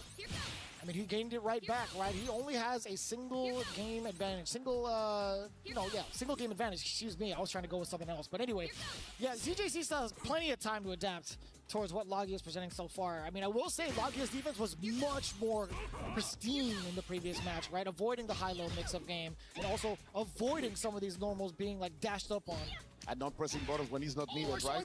Oh, he's not finding those counters. The gift breach has so much mileage, and there it is. While punished immediately. This is gonna be big, not spending no resources. He wants to stay cool. He wants to stay fresh for the moment of truth. Not trying to check any of the movement is Lagya, right? He was backing up a little bit earlier, I should say. But eventually, the dash up coming on in with the close C catches everybody. Yeah, getting as much damage as he can. Yeah, finally, he's able to need it. He's able to connect those advantages. But no, Lagya just rolled his way out of there. Now, come on, CJC. No, don't give them those gifts. What a debacle right here for CJC. Are we going to spend everything? Are we going for the hidden arts? Oh, yeah. We are going for everything. You have to do it right. A lot of damage on the table. Lagya being able to get the full meter dump. I like how he temporarily opens his eyes just to kind of lock in. He's like, let me see my... He has to be sure. He has to be sure, bro. Yeah, let me see my pathetic opponent as he blasts you through the chest. I got to say, man, Lagya being able to get these big openers against ZJZ, I feel like that's been like the big clutch moments for these rounds. I just love how these rounds are starting with these back and forth, this neutral that they are trying to break as if we were playing the most advanced possible chess. But right now, so just expending some blows, throwing some hands, trying to find something. Finally, CJC goes for the reset into the grab, and he starts to do something here, making it double. Le pone la copia, and he's maintaining the momentum. No, Lagya yet again, no respecting these momentum. It is allowing him to retake the advance. And he was still close enough technically in proximity to get that close C as a wild punish. I was very surprised that normal came out from that space.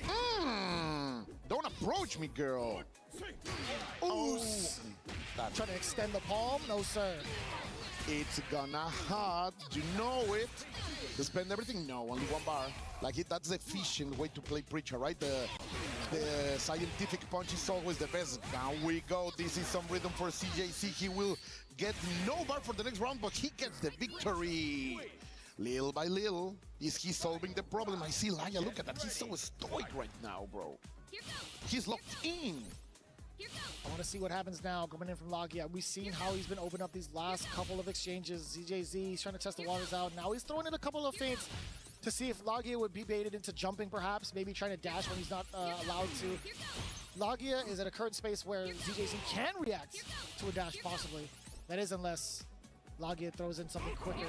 But now that you mention it, like the number of times Lagya has jumped is so limited. He has been with absolute lead boots, maintaining his ground, but okay, finally, we are going to see a punish right here by CJC. The full disclosure, there you go, read the report. No respect, cero miedo. It makes a lot of sense too. ZJC is pretty much known for going for these mix-ups. I mean, as you should any Preacher player after that exact squared. But now Lagya bringing it all the way back. A lot of damage incoming. We got to secure the hard knockdown first. Rising Dragon. So smart, not going for the full combo, but the overhead is right here. This could be enough. It's gonna be very, very close. He's gonna spend the bar, not enough to kill. Command grab could be the threat. Oh, wake up buttons. My man has no fear. But he is going to want a good tech over there by Lagia. Those breaks are not gonna do it. That's enough, that's enough, yeah! Nasty! He happened to buffer, he caught Lagia moving forward in the spaces where he could not. Again, it was so difficult too because he felt ZJZ was going to be a lot more passive. He was on pretty much life support, right? With very little life left, you thought he was gonna back away. So ZJZ having the counterplay, throwing out these buffered normals, going right into the ignition gear, so clever. It's such a struggle for CJC. He's working so hard to stay on the line against Lagia. And Lagia, let's see, are you gonna allow that for CJC to take the advantage? This is his peak. There was a reason for that, and we will see as we are entering this super tense neutral. Look at them going back and forth. When are they gonna press the button? When are they gonna do the dash forward? When are you going to open up? Oh, that was close. Yeah. That was close, but he's not pressing buttons, man. No, even the short hops are a little bit dangerous because of the arc that the fireballs are coming from Preacher. But we still get the jump opener from Lagia. Be a lot of carry on this bad boy. Oh, you just love to see it. Okay, what's the option? Oh, this time he wakes up swinging. I love it. 2 times before has CJC respected Joe so much. He's saying not anymore, but Lagia says, you're gonna respect me, boy. You are going to know why I'm the millionaire fighter. Up overhand. El Sape. Not quite dead yet, though. So close, but this player, I have seen CJC bringing it back many, many times. The red blow is right there. No, I'm not gonna let you with only 13 seconds on the clock. Lagia clutches out. And what a risk to take, too. I think he had just about 50%. I think ZJZ would have been able to kill because he had 2 bars, plus he was in hidden gear territory with SPG. Oh, for the full series, let's see. Once again, maintaining. No, again, CJC now is taking the risks. CJC knows that he has to put his life on the line in order to face Lagia on the same level of power. Back into the neutral, let's see. Lagia has been normally winning this kind of situations. Has CJC bring something? Those warmers, bro, are not doing what they do normally. Yeah, does catch Lagia on the approach airborne. Even Lagia kind of shook his head. He's like, I can't believe you actually committed to that DP. DP break. I mean, although it's stopping any sort of air approach, Lagia could have gone in for an empty jump, right? Like, that's the mind game. You could have gone for like an empty jump JB, but... And as you see, like, the body language, like, I have been trying to condition you, but you are not falling for it. Exactly. And you will have to respect me little by little. But look at that. He's hitting all of that wind. Finally, delivers something. Just defend. Perfect time. Getting a little bit of life back. Now I'm in SPG. What are you gonna do? Everything is on the line. Oh, that opening is gonna be enough. He has the secret. That's why he wanted to be on the SPG. Lagia, are you that kind of evil genius? I can't believe it. Again, 13 seconds on the clock. It's kind of difficult. ZJZ was totally complacent with trying to play neutral out with some of the fireball games. Just wasn't ready for that micro dash in. Lagia has been finding these spots so consistently throughout the set. It's hard to keep him conditioned. It's hard to keep him away, as we have seen. Man, like this could be a grand finals on any ultra major on the globe, but we have it here too. Oh, to open up the bracket. I can't believe it. And the pressure is on. Remember, this is a single elimination bracket. People, I know La Familia of the FGC normally doesn't deal with this kind of pressure, but here at the EWC, everything is earned on the highest levels of pressure. And now we're going to get a switch up coming in from ZJZ. I repeat, it's going to be the Gato pick. We're now in the mirror match territory. Is he really trying to do that, man? Like, you have to be a madman or incredibly brave in order to challenge it this way, but the opening up is going to be for Lagia. He's going to say, I am playing the more fierce of the Gatos yet again. A perfect series, the close D to open up. This is efficiency into damage, my dear Vicious. I don't even think he did too poorly with the Preacher anyway, right? I think he was just fine. He was learning, he was coming close so far. Like that. You are completely right in your analysis, Vicious. Like that expert eye that you have, but here is CJC telling us, no, that was the right choice. Here we go. Can he really bring that dragon from his own side? As we see Lagia getting into overheat, but giving no care about it. The Thunder Thighs are gonna finish it up.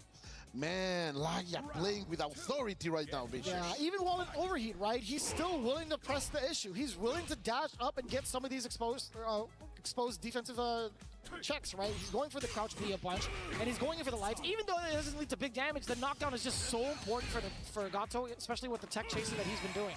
CJC finds a fast hit, immediately trying to maintain momentum with the Oki situation, but he's unable to do so.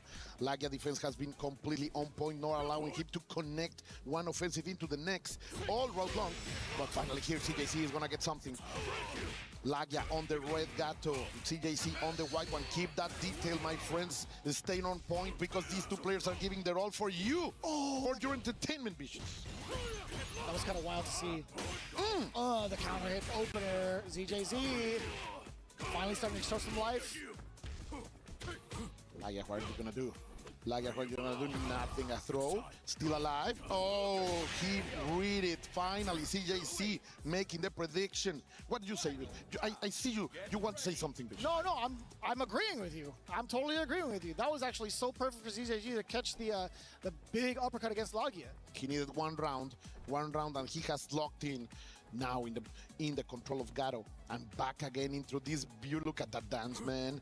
You go forward, I go forward, I go back, you go back. I just love to see this. This is fighting game. This is the neutral we love, my dear Vicious. Brother, how many times has Lagia come up with these big counter hits, catching ZJZ flinching off of these dashes alone? A ton, right? Coming super fast just when he feels that there is something coming. The predictions are immaculate yet again. Lagia with the control of the stage. The dragon is rising.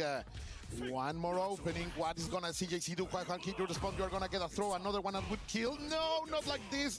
Deja vu, but in the other side. See, this is the really awkward scenario that ZJZ's placed himself in. With that mirror match, forcing himself into the Gato, you're trying to readjust for more information, but it's at the cost of a game. Now you're at the deficit of 2 whole games. I honestly think the Preacher was doing just fine. Yeah, now that you have to readjust, like even at an even slower pace, I feel like it's tough to come back from.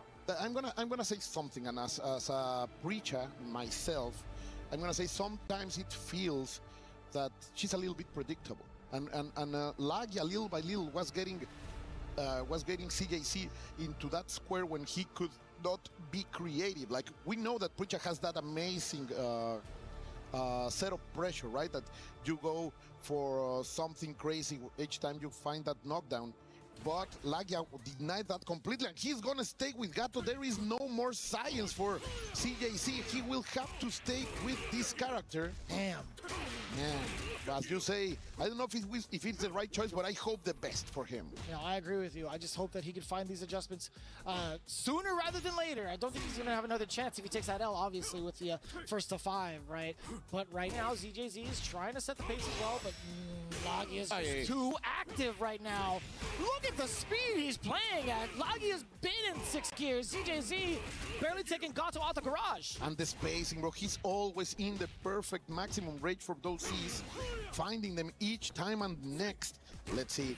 Once again, he finds it with the low B, the 2B as the kids would say. And now he's rising. Okay, CJC trying to maintain something perfect, just defending the air, just for the fans, for the boys at home.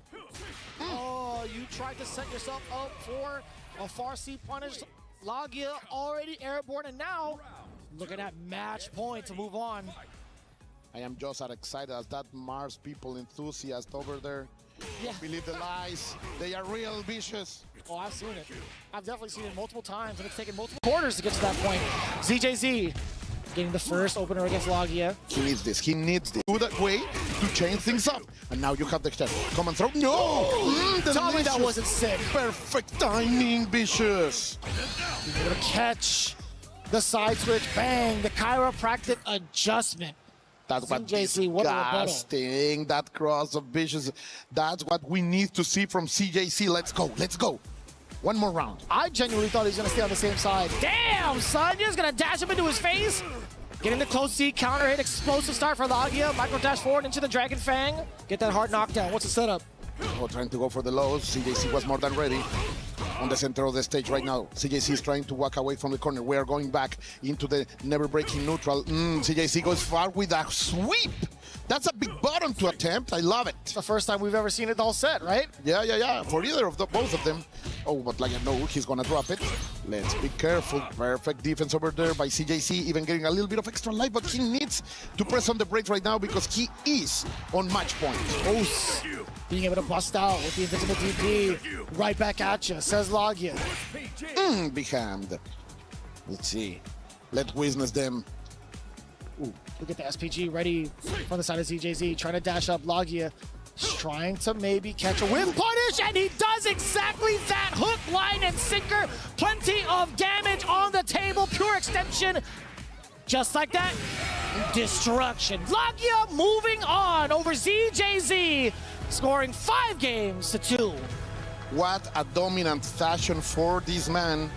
Always lurking, always searching, always watching, and always when he shows up, a force to be reckoned with. That's Logia. As you said, the millionaire fighter, but I am listening that Damascus is ready to go. Yes, Colt, another big match, and Logia, he picked his opponent yesterday. He's the one who said, I wanted ZJZ, and you can see exactly why he wanted him.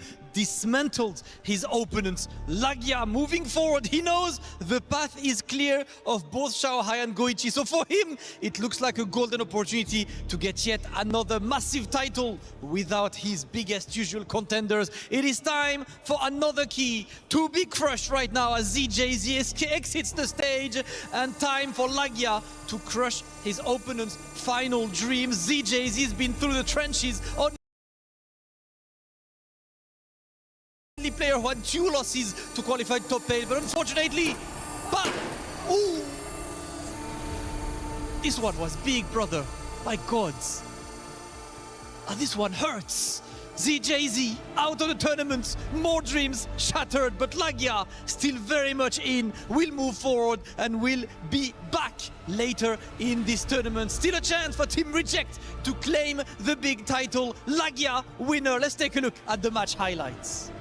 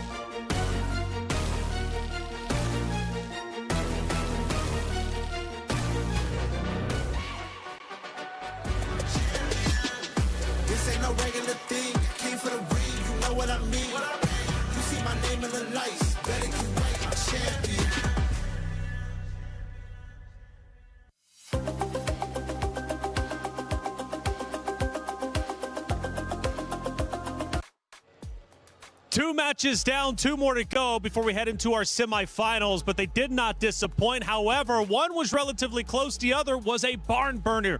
Mitsuhashi getting a tremendous 5-1 victory. Logia, again, a bit more close, however, still getting the win over ZJZ. Hey, welcome in. I'm Taylor Reflections Noble, Logan Sama. We got Rome. Boys, we're underway. Finals is here. A lot of money on the line, and it's been a blast to watch. You actually had a chance to cast the first series. What'd you think about it? One of the best seats in the house, always able to cast the matches here. Mitsuhashi going over like we thought he was. I still think he is the man to beat, even though he had to beat the man that beat him in Xiaohai over Naiwang.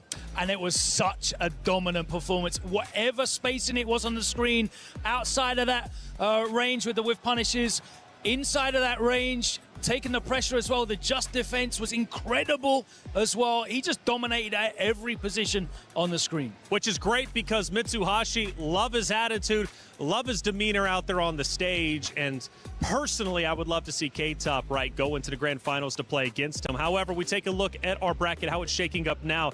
2 matches have unfolded, and, well, we know at least one matchup that's going to be happening in the semifinals. It's Lagia versus Mitsuhashi. Yeah, a matchup I think that's going to be exciting on paper, as it will be in real time, to see both the young guns going at it here. 2 guys looking to forge their futures and become EWC champions. But like you mentioned, Taylor, can't forget the other side of that bracket. K-Top looking to stay on top. Stay on top indeed. They're going to be coming up next. Reynald as well, the USA representation.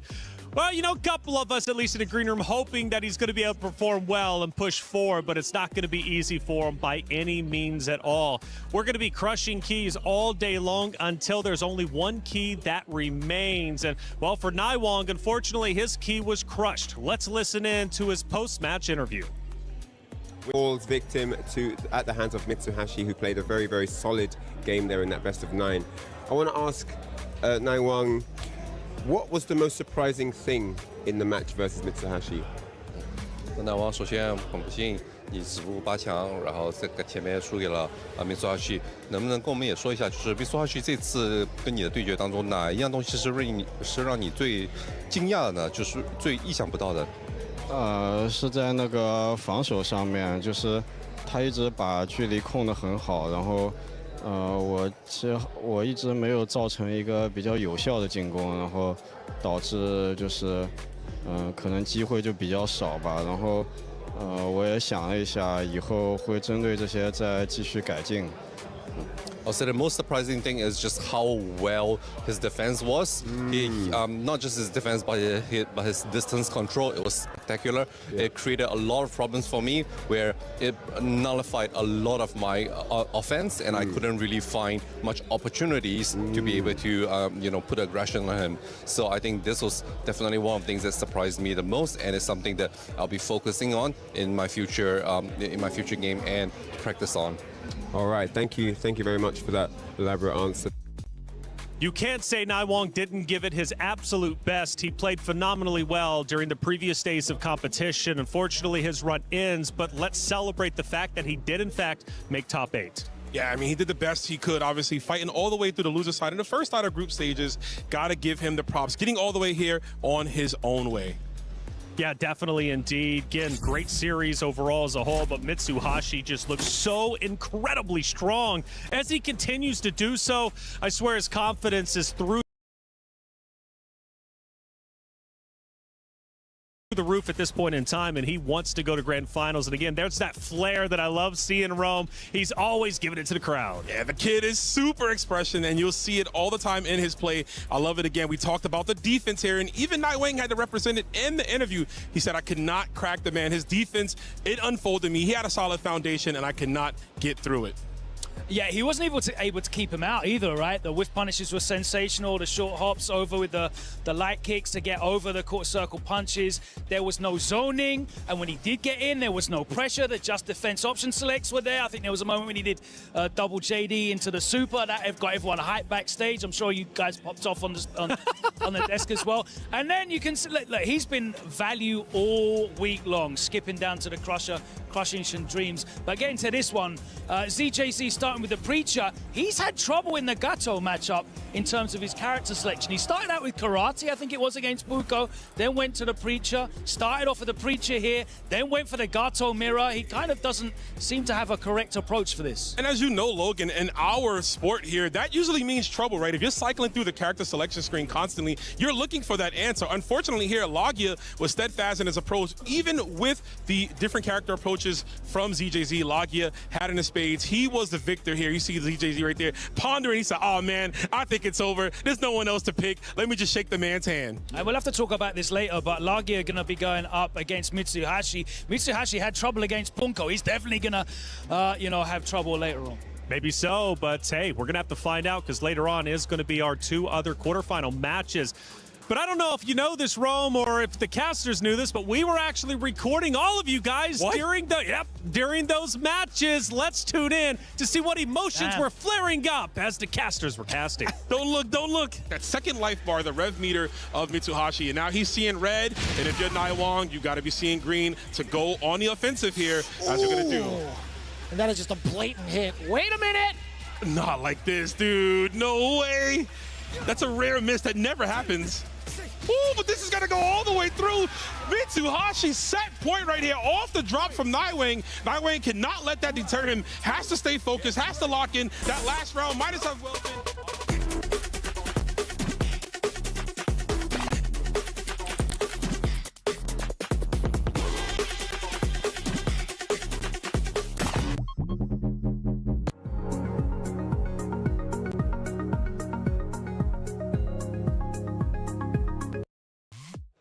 Always great to see the casters.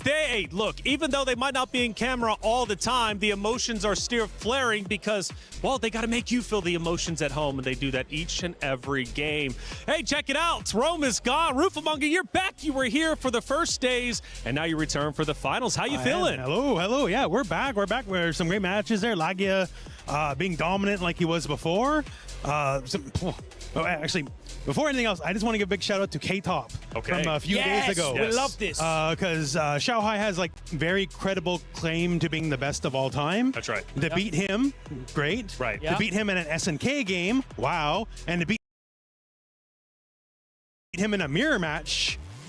So K-Top, that's kind of where I'm putting my money right now. I just want to put that out there. As a European, I love that. I'm definitely backing him as well. I'm outnumbered. I'm outnumbered on the desk as the American. No, K-Top has been phenomenal. And speaking of which, he's coming up next. Play against Naimo. Going to be a big matchup, though. And I don't know. If K-Top does go through, I've been saying that Mitsuhashi would love to see a rematch between the both of them. But Nemo has been truly phenomenal. And we had a chance to catch up with Nemo. Let's hear what he had to say. I'm here with Nemo ahead of finals day. He's got a serious job ahead of him, 3 times to win to become the EWC champion. But let's get a little hint of the mindset going in to the day's proceedings. Nemo 選手、あと3回勝てば EWC 優勝というところで、精神的にはどうでしょうか。そうですね。作戦は万全なのでしょうか。まあこの大会で一番やらなきゃいけない対策がやっぱ空手の対策だと思ったんで、空手の対策を一番やってきました。でも次の対戦は K トップで、そうですね。彼は兄弟の H ドープがいるので、ちょっとビッグ戦の理解度はやっぱすごく高そうなので、そこがちょっと不安だなって思ってます。So I asked him if his strategy is ready because he has 3 more opponents to take on if he wants to be the champion and be crowned king here at EWC. And he said that Mr. Karate, having countermeasures for him is probably the most important strategy at this tournament. But his next opponent, K-Top, plays with H-Dop, his brother, so he's concerned about how proficient K-Top is going to be in that Mr. Big matchup. So he's thinking about that, but we're going to see. It's a first to 5. Thank you very much, Reinhardt. Of course, always covering the players out there with the great interviews. Nemo about to go toe-to-toe alongside that at K-Top. Rufamonga, did you have a chance to see, though, after day 3's action, the competitors choose who they wanted to play? Yeah, picking who you want to play, that's definitely a big call out, right? Like, because that's a level of confidence, because, like, well, you got to say it, I want to play you because I think I can beat you, right? Like, I'm not here to have a hard match. I'm here to win a lot of money. That's right. Well, it still might be pretty hard. I mean, K-Top, he's going to have his work cut out for him. But it's not the only matchup, though. We have 2 more quarterfinals about to take place to decide our lower bracket matchups. And next one coming up is going to be Dark Angel Reynald. Now, that one is going to be fun. Yeah, I mean, we know Nemo's not a big fan of Mr. Karate. He is definitely calling the players out. But Dark Angel has been just getting the job done. He's been snapping the noses off those masks. I think he played 4 Karates back to back to back to get here to face against Reynald. And Reynald, with that Krauser, though, is going to be explosive. The crowd's going to be loving it. It's going to be a big one. That's right. The crowd, indeed, they're getting loud here, and they're also getting loud around the entire venue. We had a chance to catch up with the super fans with Sadia. Hey guys, it's your boy Tasty Steve. I'm standing here with two super fans. What got you into esports? I've been playing games all my life. Then a friend showed me RLCS on Rocket League, and I was like amazed by all the fan base and everything. And then I was like, oh my god, this is like huge. What if you wanted to bring a friend? What would you tell them to get them to come to an EWC? The atmosphere is so amazing. You must go here. It's amazing. You have like so many quests to do. You have like place to play games that you like. What was one of your favorite moments that got you really excited? Watching all these series on Fatal Fury was like exciting. What are you guys' favorite team here at EWC? Of course, NIP, Ninjas in Pajamas. I got some friends over there. What are some of the things that you would tell people to do out on the floor? Yeah, you can go to the booths. You can see the trophies they won. And that's like crazy because the trophies. Well, guys, I'm glad you're having a great time at EWC. Hopefully I see you guys next year. And of course, bring some friends, okay? It's Tasty Steve. We're at EWC 2026. And I'll catch you guys later.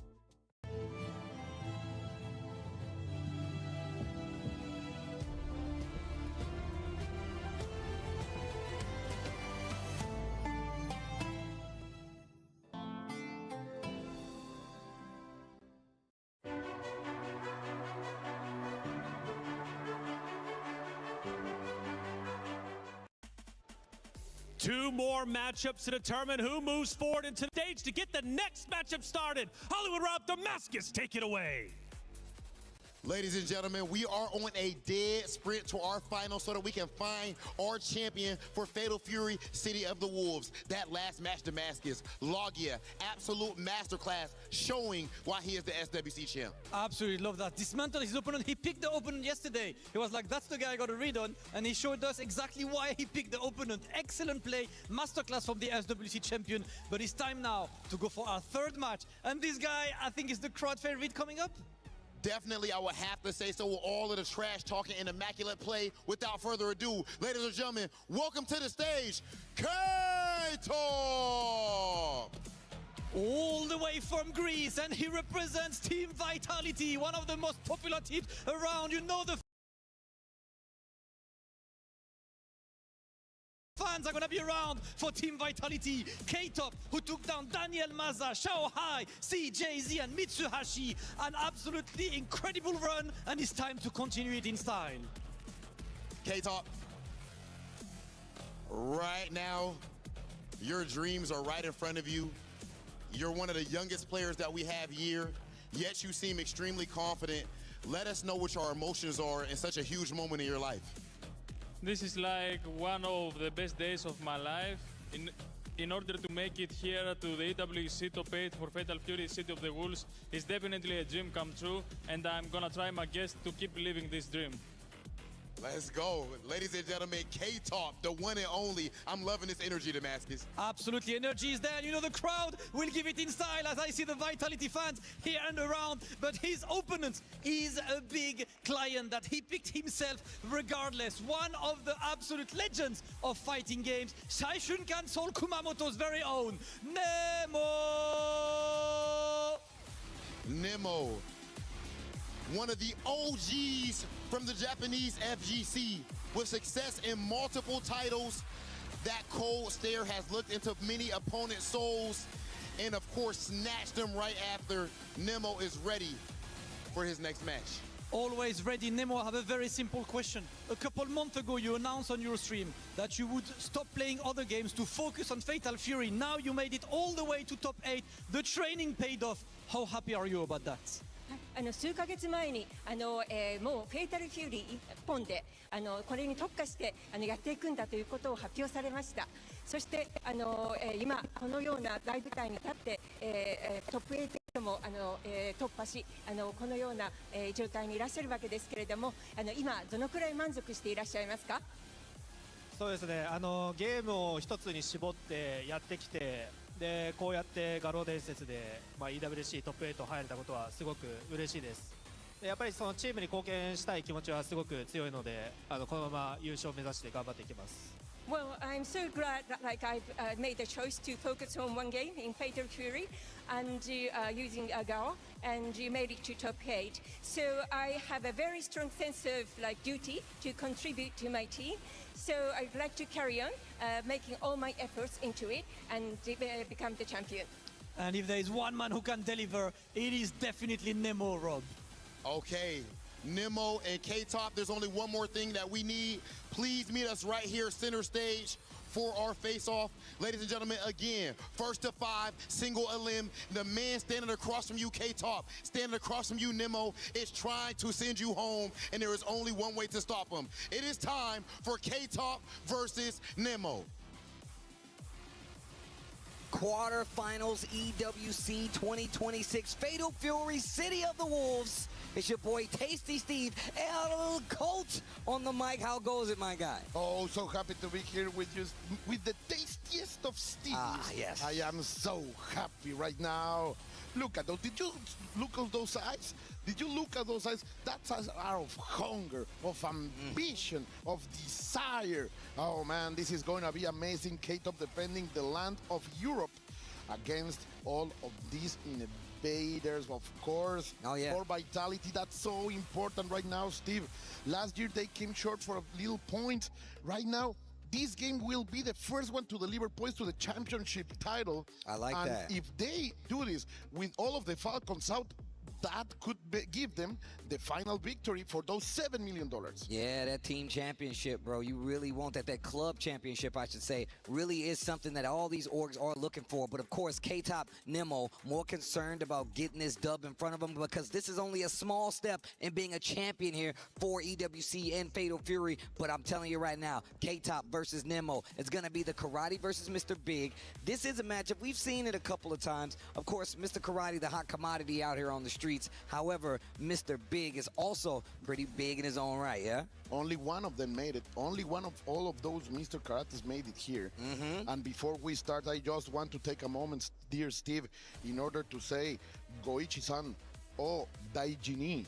Please get well soon, Goichi-san. All of us here from the bottom of our hearts, we wish you well and a quick recovery because we want him back at his best. But let's go. I think this is more than ready. No button checks. They were done already. And K-Top starts up swinging, going forward as he has been doing all this tournament on common drop to start.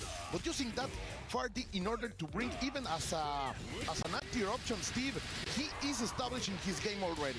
Well, the one thing we need to talk about first is the fact that Nemo was selected by K-Top to be in this position, and he already has a big life lead. Gets the close deep, big confirm here, big damage with the rev blow because of all the damage that K-Top has already put on the table with the Mr. Karate. Big jump in, and he didn't get the combo to finish. And one thing you don't do is give Nemo another chance to close out the game. SPG on the clock in, wake up uppercut on the side of K-Top. I call it wake up, I don't care, Steve, because that could have been a debacle, and K-Top said, no, I'm gonna clutch this out. Look at all those feints, immediately using the fireballs in order to cover anything, but Nemo with perfect frame execution going for the overhead. That could have been a big punish. Hey, hey, he says. And look at the dash forward. Nice cancel with the super from the stand B. I like what we're seeing right now. And K-Top being real mobile, but big jump in, cross up from Nemo. Using the dash in order to extend it. Oh, great block on the low, and K-Top using defensive options as well as offensive. He's showing his A game, but the reaction from Nemo, bro, he knows that K-Top is telling lies and he is punishing with supers. I like the consistency, actually, especially when you're fighting a character like this. Not gonna get the kill. Tried to go for the throw. What a read for Nemo right there. And once again, this guy, K-Top, says, you know what? Small beginning, small fry this guy, Nemo. I can take him out. I got a Mr. Big of my own that I play with. This guy's nothing. I know this matchup. This is my choice. Let's remember that. But I don't know, like, this big man with the taiko drums is bringing the drums of liberation, indeed, against the card. Look at that. Sending him all the way to the top. We're going to bring a little bit more beats, more music. And the damage is on. Nemo beating him like he stole something. K-Top gets an opportunity now. Big cash out, got plenty of meter. He can do some damage if he wants to. Bong! And he's getting real close to that SPG on the side of Mr. Big. And Nemo, nice! Wait a minute! Like I said before, it takes a lot to call out a player like Nemo, saying you got to read on him, regardless of who your training partner is. But I got to say, man, K-Top has made quite the run to get to this point so far, taking out some crazy legends to even be this spot in the tournament. It's not going to be easy to close out, though. A lot of counters have been thrown out by K-Top, but Nemo says here, please be obliged to also feel the experience. And in the end, he's gonna take that game number one. As you are saying, Steve, K-Top has been playing out of his mind, not only in this tournament, but for the few months. And I think this kid can deliver. And he's gonna take a little bit of time. I like it. Get a breather, immediately keeping the neutral. I like with the Cadillac kick. Yeah, that Cadillac kick. I'm glad that you've adopted that. You spread that all over the world. Here we go as we get back into the neutral and already in this corner. And K-Top just seems like he's having a hard time locking down Nemo and what he's been doing, regardless of how much expertise he's had. Nice just defend in the air, but he gets hit with that Cadillac kick back again. And I like that they're keeping this in the middle of the screen, but I also like the fact that Nemo is not pulling any punches when it comes to approaching him on the ground. Interesting indeed. Let's see. Not a lot of damage. He rolls out of there, as you are saying. Both of them are avoiding the corner. And now, with the EX launcher, we are going to see another one. Oh, finally, he rolls into the corner, and he's going to get point for it. Good block on the overhead, respecting a little bit more than usual. Oh, again, the Hinshipukiaku, the kick of the win, the Cadillac kick in order to bring the punish. But how close is this, Steve? They even closing the resources. They are. This is face to face. This is belly to belly, cheek to cheek, Steve. This is super close. Oh yeah, nice. Gonna keep the pressure, the fireball, trying to chase him into the corner, and I like that. Backdashing. I feel like what he's doing right now is making K-Top play at this range where he's not sure where he's gonna be able to find a hit, mixing in the fireball as well, dashing in when he thinks he's gonna go to the air, and really calling out some of that movement. This is exactly what I was talking about. And I'm gonna be honest with you, the first time during all of this tournament that we have seen K-Top hesitating. He has been so sure in his choices. Right now, Nemo is bringing a little bit of a crack into his armor, but finally the Dragon Supremo, this is gonna be big damage. The Dragon Supreme, I like to say. Big damage once again. Oh, okay. I like that. Bossing, going behind. Oh, big counter hit. Wait a minute. Nemo once again, and this second game is looking like it's going by way of Nemo. That's gonna be 2 games on his side, and Mr. Big is doing work. Whoa. This was your choice, K-Top. You cannot let it happen. Come on, I know he has it in him. He has been proving, and he has been slaying legends all weekend. He just needs to gear up. He needs to lock in right now and make those hard reads and moves that he has been pushing so forth. We will see. Here we go, Steve. Let's witness them. I'm gonna tell you right now, my mom used to tell me all the time, every time I did something bad, you made your bed and now you gotta lay in it. K-Top definitely made his bed with Nemo, but he's definitely still got a big opportunity to close out, and it whips completely. Nemo gets another big hit, and the life lead is crazy, but he is an SPG. Oh my God. The double dash. We've seen him represent the throw. We've seen him represent the fireball. This time calls him out. Life bar almost perfect when it comes to how much life he has left. It was a perfect. Those were 3 for 3 offensive reads with mistakes on K-Top on the defensive side, where he has been on point all weekend. I don't like this for K-Top. He needs to shake it. Wow. He needs to hard reset and bring it forward. Let's see. Okay, a little bit of extra aggression. Yeah, I like it. But again, a mistake, and Nemo is more than ready to punish. Calling out a lot of the options, and then he gets close D again. Hey, what's going on, Steve? Is this why he's a god? Yeah, look, man. Look, I've seen Nemo and called a lot of his matches before. This ain't the first time. My man is tough. But K-Top, I've been talking about him all weekend, and he's already taken out some legends to get this far, so it's not impossible for him to make this comeback. You can't doubt the nose. You can't doubt Mr. Karate. Yeah, that's for sure. And right now he's fully loaded. And I'm sure he's also locked, but Nemo is not allowing anything. Getting the guard cancel out of the Shippukyaku and delivering the extra damage. That's almost enough. One more sliver of hope. Oh, wait a minute. You got to spin it off. It's going to be close. Call the police. He's so close, I don't think he's going to kill Steve. Oh, no, so he doesn't spend it. Look, this is better management on his side. He knows he needs one more to close out. Chases him with that Cadillac kick, and that is another chance at life. You can see how Nemo reacted in real time. He knows he had that in the bag, but of course, K-Top not stopping fighting. And this is exactly what I was talking about. You got Mr. Karate with all things possible. And this could be the point of inflection, Steve. The moment that the graph change, can K-Top ride that round to victory? Can he ride that wind in his Cadillac in order to go forth? Being very, very careful right now. Okay, then again with those 4Ds, he starts using them a lot, and now he gets the counter hit.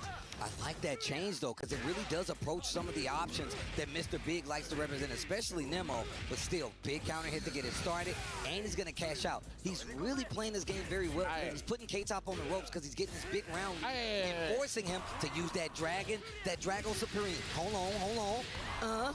Big damage once again, and this time,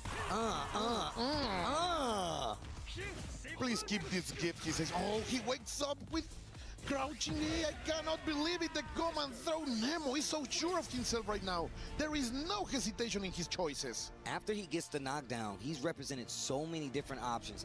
Dash up button, dash up throw, dash up weight, and then he's really making him second guess his Draco Supremo stance. He's like, am I really supposed to do it here? And I think you taking that off the table for a character like Mr. Karate really can get you far. Yeah. The moment that you make them the moment that they hesitate, that split second, Steve, can be abused by a player in the quality of Nemo. Okay, just a little break from the character selection in order to get his thoughts in order to breathe. The team, the people from Vitality, better make some noise for their boy. Come on, Vitality, bring the support. Yo, raise your hands for energy. Vitality is definitely known for supporting their players. I've seen it all around the world now. I know it's no different here. We saw it yesterday. We're going to see it today when we get into this next game. 3-0 on the side of Nemo. And remember, once you lose here, there is no return. There is no tomorrow. This is all you got left, so you got to make it count. But luckily, you got a little extended set, so you can make this comeback completely doable. As we see another throw here from Nemo. Oh, almost called it out with the projectile. Defense looking pretty solid. Ooh. The rev guard not going to be enough to keep K-Top out. He gets the big conversion. And wait for the reset. That's the self-assurance that I was looking for from K-Top. Maybe he has going it back 1-2 in order to bring the approach. Now Nemo is swinging. He gets punished. Hey, I told you he was swinging. Drago Supremo once again. You can hear the crowd waking up in support for K-Top. I'm going to tell you right now, if I'm K-Top, I'm doing everything in my power to make sure I don't lose another round. Oh, the damage, though. The cash out has been so good on Nemo's side. Those are the strengths of Mr. Big. He is a big damage kind of character. And the jump in, that's going to hurt a lot. Not enough to kill because of the extra defense of the last spot FPG. That's why Nemo doesn't spend the bar. He wants to keep it in order for a mistake, but it's not going to be needed. And you could see him committing to that uppercut right after, right? Sometimes fishing for a counter hit knows that's the only way you're going to get it a lot of times, and did not work out. However, he still got games to play, including a round where he can take the momentum just a little bit. Still would be down. Oh, nice. And he's been called out consistently with those supers from Nemo. Yeah, all of those mistakes. Nemo is so ready. How fast can you input those supers? Those ignition gears are on his trigger finger. But look at this. Again, okay, finally, good break over there by K-Top. Now he has the corner, he has the positioning, but he doesn't care. Perfect execution. Dude. Yeah. And he's got bar. Like a sniper, Steve. Like a surgeon with those last moment situations. Okay, here we go. This is good. He's overheated. He's overheated. That means he's going to take away a couple of options, but also SPG is there on both sides. But K-Top can't take another hit. Wake up super again. Beats him like a drum, a taiko drum that is. And he has shown every option on Wake Up consistently.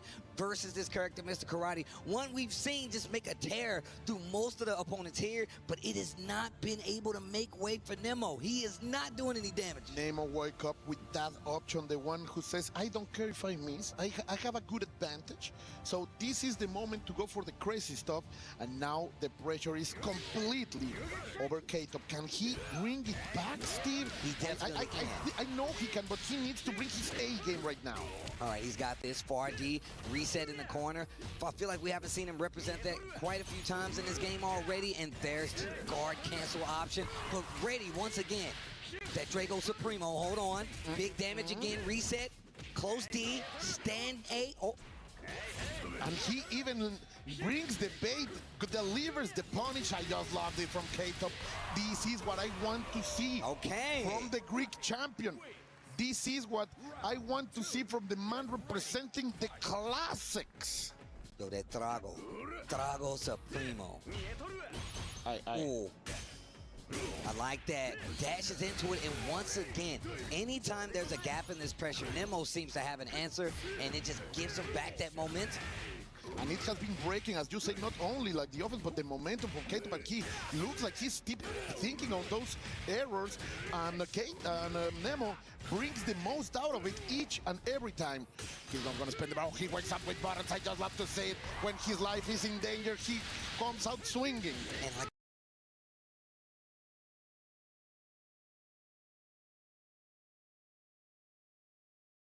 comes out swinging. And like I said, he actually got the counter hit that time. So look at the damage conversion he got because of it. One more hit, he's got 2 bars. He's got more than enough for what it takes. The Supremo, the stance. Oh yeah, somebody call the police. Somebody call the police. I know you hear the sirens revving up. You better spend it, don't play with it.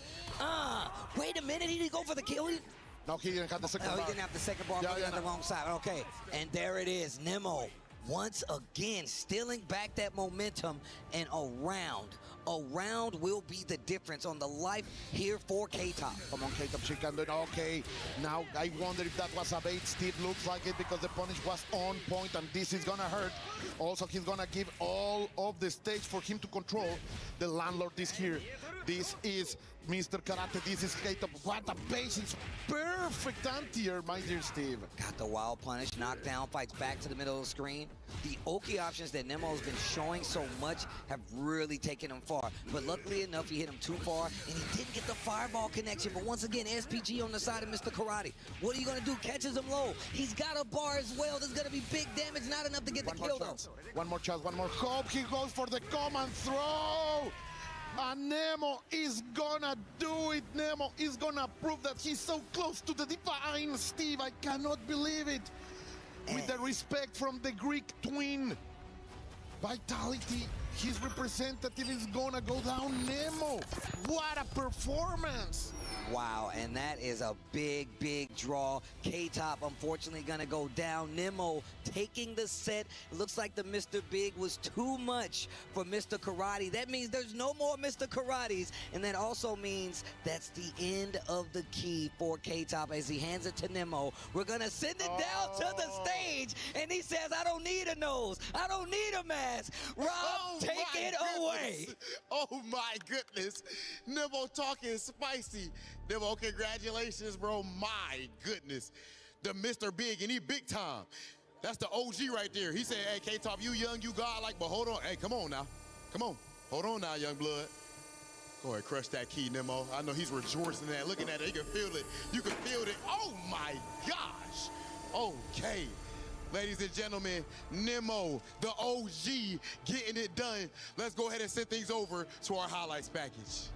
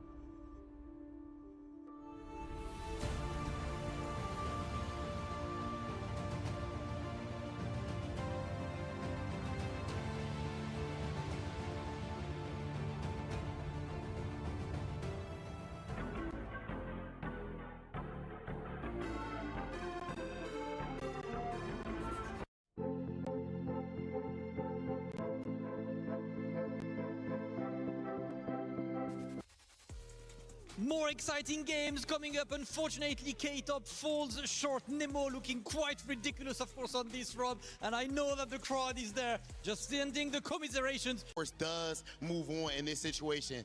That said, ladies and gentlemen, it is time to keep that energy up because we're about to get started with our next match. Please welcome to the stage, fighting out of Mexico, Dark Angel! All the way from Mexico, representing Team Navi, lots of points on the line. He had to go through VX Bao, Mox, Core, and Kindevu himself. Dark Angel, all the way here, the Terry specialist, always brings the hype with the character that when you see on screen, you know he's not too far. Dark Angel, it's an honor to get a word with you, brother. What I have to ask you is straightforward. You know you're the fighting pride of the Mexican FGC. Do you have any words for your scene before your next match, before the Mexican FGC? ¿Tienes algo que decir a la gente que te apoya antes de esta partida? Agradecer a todos los que me apoyan y espero que disfruten el espectáculo. Thank you very much to everyone who supports me, and I hope you enjoy the match. That man about to represent Damascus. It's about that time. That's about that time indeed. You know, the fans are at home watching, the fans are here watching, and there is a fan favorite coming up next to take on Dark Angel, this time all the way from the US, representing Elite Esports. Make some noise for Reynolds! Reynolds, you saw the clutch out to qualify for this top 8, representing Elite Esports, the last hope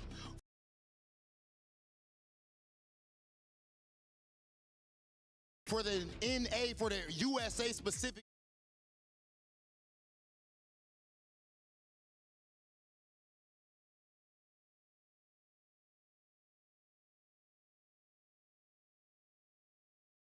Character no one else, you know, really plays in the name of Krauser. You know, that choice is there. It works for you. Do you think people are ready for that character specifically?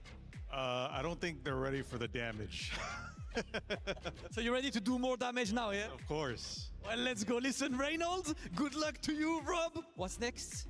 You know what time it is. Dark Angel Reynolds, front and center for our face-off, ladies and gentlemen. We are about to get into it. It is time for Reynolds versus Dark Angel. Let's send things over to our commentators.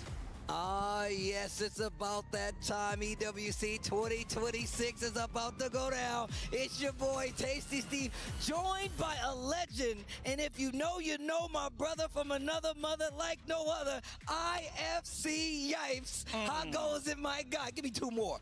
Got you. One more. Listen, brother, let me tell you something. We've been chilling with Reynolds all night. Yes. He's been comfortable. He went to sleep early. Of course, Dark Angel, the same thing. These guys are prepared to get some big bags, but they're not even thinking about the money right now. They're thinking about the pride and the W. That way they can push forward and represent their respective scenes. But everybody respects the same house, and that's the FGC. Let's see how this match is going to play out. I mean, we got a little intel last night. I'm not going to say it too loud because maybe they're listening. But wait for him to put the headphones on, bro. Don't tell me just yet. All right, so we'll do it as the match goes on? Yeah. But with that being said, this is actually going to be crazy. We get character representation like we have no other. We got a Krauser, we got a Terry. I mean, what can we expect? All right, so you already see the expectation here. I mean, we get the sneak peek right now. I don't know. I mean, they're doing their button checks right now, but there's a little bit of a matchup issue here. I know everybody was ready for the Krauser, but I'm going to let the character select screen speak for itself. Hopefully the production team puts it out there so everybody can be nice and surprised at what we see here. I mean, you already know Dark Angel's going to be rocking the Terry Bogard, but it's none other than, if you've seen it, let's see it on your screen, then Mr. Karate. The dojo is wide open. Now, I spoke to Reynolds last night. He said, look, he's played Terry Bogard before, especially at the level of Dark Angel, but I forgot exactly who he plays back home, right? But apparently Terry Bogard bodies Krauser. That's what it's on paper. That's what Reynolds said. Okay. So he said he's going to go for the Mr. Karate. I like the lore. He bodies him in the story. He bodies him in the game. That's pretty good. Yeah. I didn't even notice that. But yeah, this is going to be a very interesting. I think this is a button check right here. The thumbs is up. Oh, yeah. Ladies and gentlemen, this is going to be a good one. I hope everybody's at home is ready for this one. This is going to be another classic historical battle. Reynolds versus Dark Angel. Mind you, they met before plenty of times. I kind of like that legacy, though, right? They jump from like SNK games, but somehow, some way, they meet up with each other, which is so sick. I mean, it tells you a lot about just how strong of a player Both of these guys are, both Dark Angel and Reynolds. Of course, man, the Mexican FGC stand up. I know El Colt was up here, man. He's got a lot of emotions on his sleeve, especially for all the players coming here representing. Psych! However, it says a different story when you gotta say and play with your tournament life on the line. Single limb situations here. That means, look, whoever wins this first of 5 will stay alive and get closer to the prize. But if you don't, I'll see you in the crowd. It's actually about to be a banger. Reynolds versus Dark Angel. And of course, it seems like we're actually going back to the Krauser. But he did say that it's a first to 5, so he has chances to fill it out. Of course, not a 3 out of 5 for people that just tuned in. First to 5 is actually one of our favorites. Anybody that plays fighting games love long sets. I mean, just the long sets in general is what sets people up, right? So, okay, already with the early JDs on a jump roundhouse, big heavy into the tomahawks. Nothing but ACLs. Okay, hard knockdown. What's it going to be on the next one? Stop holding up, good sir. That was possibly a JD, but it gets exposed by the delay by Reynolds. Category 5. Throw my man in the dryer. And look, he's right there in SPG. Jump back, see? Reynolds on the defense this time. Tries to backdash, but he gets out of range. So no combo for Terry and the Dark Angel. First round, gonna go to Reynolds. Okay, Reynolds. What a way to come in with authority. What type of coffee you had this morning, sir? My man. The jump in. The battle. He was not ready for the jump in. He probably thought he was just waiting to just anti-air. Oh, right out of the air, bro. Don't you jump in on me. Let's go. Another command throw. Not even. Oh, what a read. Now you're going to suffer the consequences. Building that power chart. Yes, I'm seeing what's going on over here. Oh, my God. He dashed up and did that. Look at the life bar Reynolds. Damn. Cross up. That should be the round and not a stain on him. That's what I'm talking about. Reynolds getting a game on up already. He said, perfect KO. Already? Stone Cold Killer, old man Reynolds. When that man walks, there's just haystacks and dust right behind him, man. You just gotta understand, if he jumps into the saloon, just drop the milk, drop your favorite beverages, get the hell up out of Dodge. He's here to kill you. You heard what he said at the beginning. It's all about the big damage. He's not even talking about the character, and rightfully so, as he's showing that proof of concept here in this amazing matchup. Using the throws for the mix-up, command throws, normal throws, and on top of that, these far-range buttons. And it seems like this Krauser definitely has some merit versus Terry. These buttons are really stuffing everything that Terry wants to do. And Dark Angel is on the ropes. And look, Reynolds is very close to getting the bar, but Dark Angel takes his turn back and he's fighting mid-screen. Nice rev blow. Man, this is pissing me off. Reynolds said this was a bad matchup. It don't look bad to me. It don't look that bad at all. Scoop him up, pick him up, throw him down. Reynolds with another round on the board. Man, wiped him on the floor and chucked him in the air. Oh, the garbage ain't up there with here. Let me finish the job. Okay, we're looking for the counter hit stand roundhouse. It's the one-hit confirmer.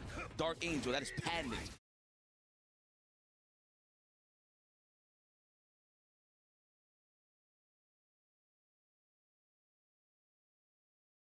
On the board, he's gonna build a bar, and I don't think it's gonna kill, so he's gonna go for this next exchange, and this is gonna be big. Red blow on the defense, and another confirm for Reynolds. This is looking like a walk in the park for my guy right now. I don't know what's going on, but what do you say? You gotta increase the difficulty setting right now. Come on, Dark Angel. Absolutely, man. You better go to your options right now, but I'm gonna keep it a buck with you. This is looking like bus ass. I just have to throw it out there for a little. I knew it was coming. Come on, man. I mean, let's be serious here. But we saw it.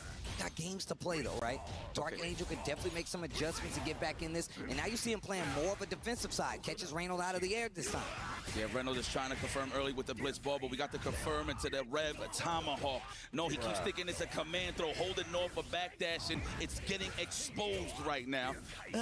Hey! Yo, and I like him using these resets as well. Goes for the guard cancel, and just a little too late right there. Still giving Reynolds time to block, and he spent that SPG. And I was just about to say, those wild punishes is what Dark Angel was known for. Got the most out of the entire tournament. And look, I know we said Reynolds and my man Krauser hurts, but you can't take anything away from Terry because he can do just the same. And that's gonna be a round on the board. Yeah, boy. Look at Dark Angel's face. He's like, bro, you thought this was free? You thought it was sweet? Come on, bro. Keep looking up. Might look like the Undertaker for real, for real. Oh, the Tomahawk. Oh, was out of range there from the stand like it's all right. Better back up. Plus frames, of course. Wow, landed gracefully. Oh, remember, Reynolds is good for those. He's trying to hit him with the sweet max distance. That's where he could get Dark Angel to throw some pokes out there and get a nice little wild punish. Jesus, you want to talk about grown man damage? Yeah. Ooh, yo, this is lore accurate. Finally gets the read on the throw, air rev blow, and look at the damage. He's like, oh, you hit hard? I hit hard too. And I got 2 bars. Hop back, charge it. Look at the overheat getting revved. My man's getting revved. Looked at the dashboard, and there's that big geyser. He tried the JD, the rev blow out of the air, the cross up. It works. Reynolds once again taking that momentum back from Dark Angel. We're around a piece in this 3rd game. Yo, I swear the way he jumps in, it doesn't look like a cross-up. And mind you, he's hitting him with the fearsome of fiercest. Disgusting. There's another one, anti-air, right on time. Has enough time after the recovery from the fireball.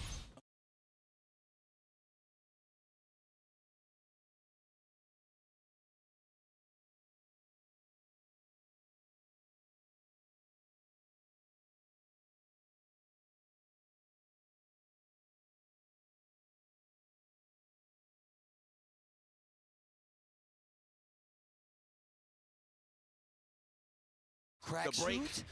absolutely. He might be high enough to actually get a little more here. No, not yet, not yet. Okay, big jump in. Reynolds back to the wall. Krauser stuck in this corner. And that's what I was talking about with those projectiles. They actually go under it, and that's exactly what you want. But Reynolds still got a chance. He's in SPG. Check the meter. Eats smart that bad boy. That's right, but he's going to clear it this time. And the last time we saw that, the shoulder blades hit him. But telepathically. Now we're going straight to the match. 3. But that's anger right there, baby. Oh. Yes, it's a 8, the fireball super. That way he don't go into the overheat. Smart choice, but at the same time, you're taking damage. Jumping, looking for that counter hit, of course, from the side of Reynolds. He's trying to get that aerial counter hit, trying to hit the cross.